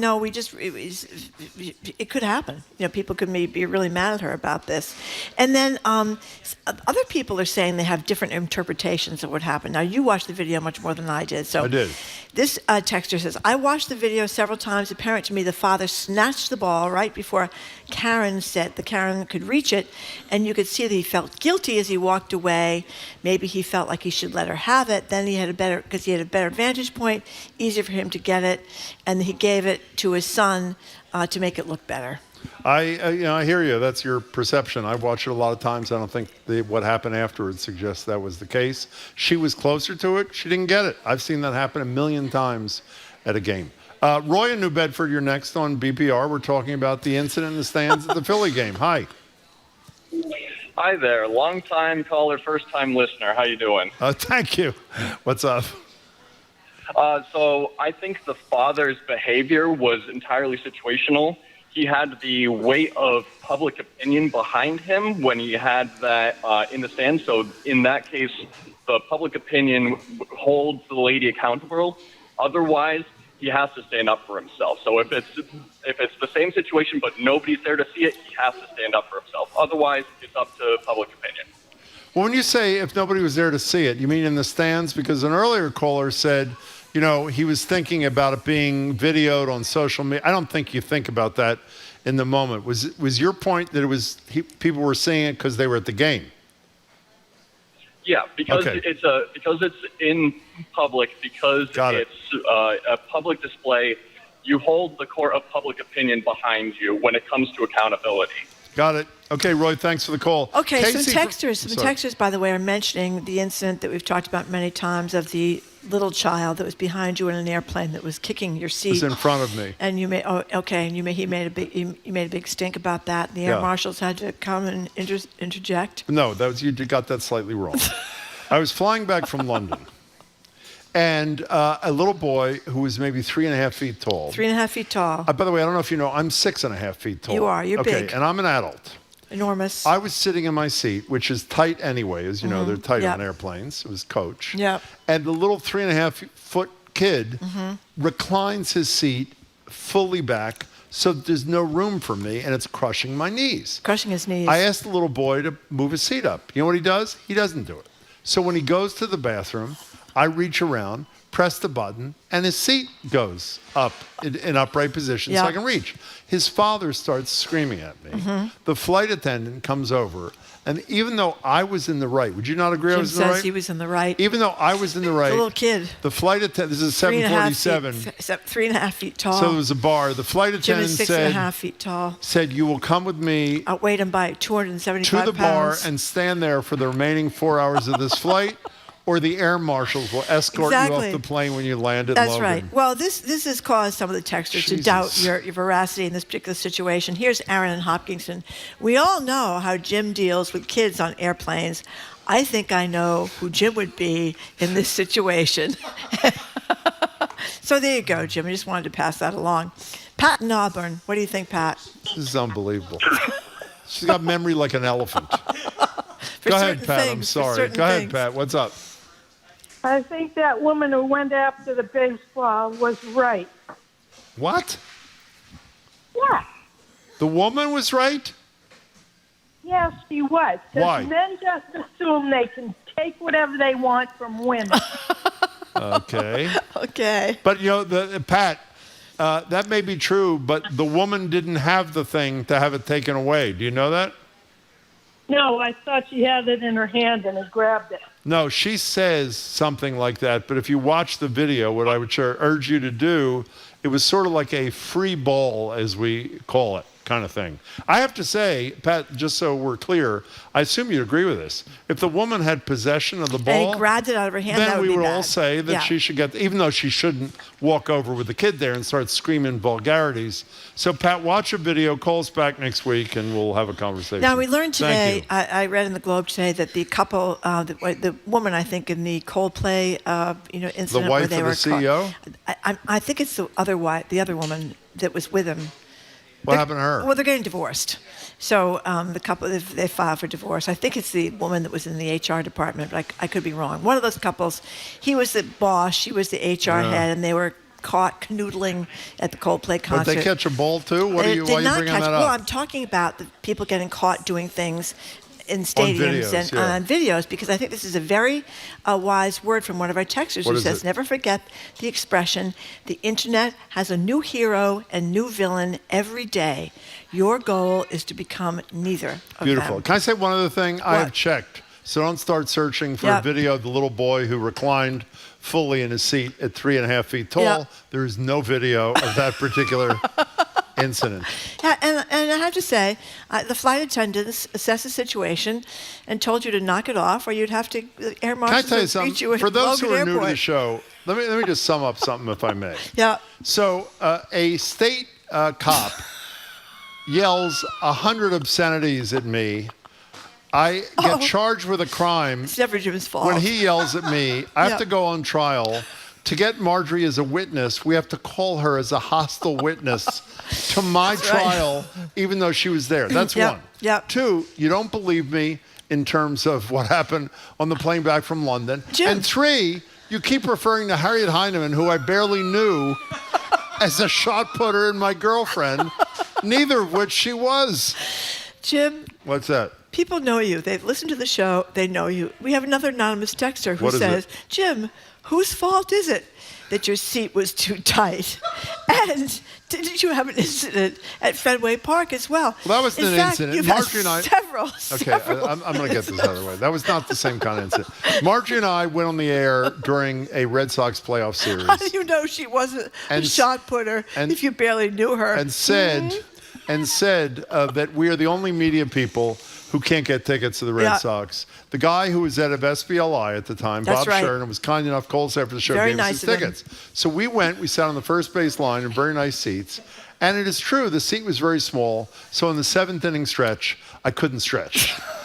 Because I couldn't get out of the seat. She was stuck in his seat. It is not true that Margery had to use Crisco oil to get me out of the seat. It was hard for me to get out of the seat. But the issue on the plane was not my girth. The issue on the plane was I am tall, and the kid kept slamming his seat into my knees. He's only 3.5 feet tall. Little kid, poor little kid. He was like 5 years old. By the way, the guy is now in jail doing 20 years. He's 21 years old. Tim and Natick, we're talking about the right field incident. A texter says you sound like Donald Trump. Very Trumpian to say Harriet Heinemann, beautiful woman, love of my life. Never met her. Don't know who she is. Don't know who she is. Tim and Natick, welcome to the show. Hi. Tim, hi. Thank you for my patience. Thank you. You guys know how to do it. We know how to do it. That's right. That's for us to know and for you not to know. But go ahead, Tim. What's up? Well, I think it really comes down to one word, and that's capitulation. Yeah. Uh-huh. I mean, politically, we live in a world of capitulation. Media outlets capitulating. Yeah. It's just an atmosphere of capitulation. Yeah. What's your point? Law firms capitulating. We know that. What's your point? Educational institutions capitulating. Yeah. What? So you think the father capitulated? For strange reason, people feel that. Oh my God. They can't stand up to these institutions. Show's over or people. at 2 o'clock. Hey, Tim. So who capitulated? The father? Yeah. Well, I think that's harsh. I mean, you have someone. Even though I think he should have tried for a while at least to stand his ground. The woman is screaming vulgarities in his face from about an inch away. So to compare that to powerful law firms and Columbia University, I think is a bit misplaced. But Tim, as always, we really appreciate your call. Thank you for making it. 877-301-8970 is the number. Now, here's Natasha from Cambridge. She says she was at a Sox game with her mother, who was then in her 80s, and our seats were just under where the net connects above, so the ball rolls up and drops down. You know, the net thing there. So she says it came and dropped right by us. A 6 or 7-year-old girl grabbed it next to us, and then the boy behind us, also about 6 or 7, started crying. My mom saw the girl about to give the ball to the boy who was crying, and my mom said, "That's your ball, not his. Don't give it to him." Wow. So here's an interesting text. Of all the important issues we're facing, why are we debating this issue? Have we lost our minds? Let's move on to the more important issues. Did you see the story in the Washington Post about Q-tips?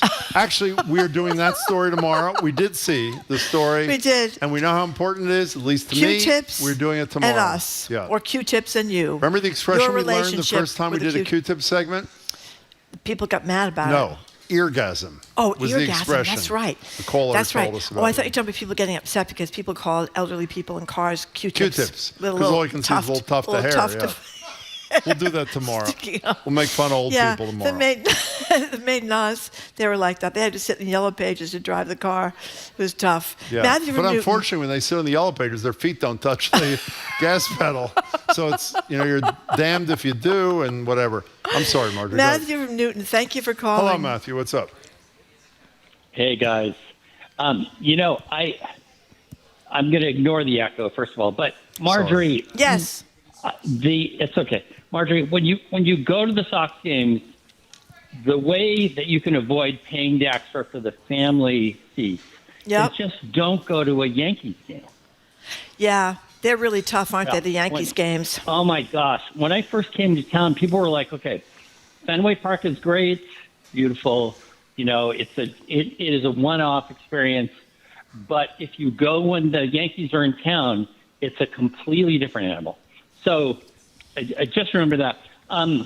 The one thing I wanted to say about this whole discussion, it's a little bit generational because you hear some people talking about how they would behave a certain way, and these are like younger folks.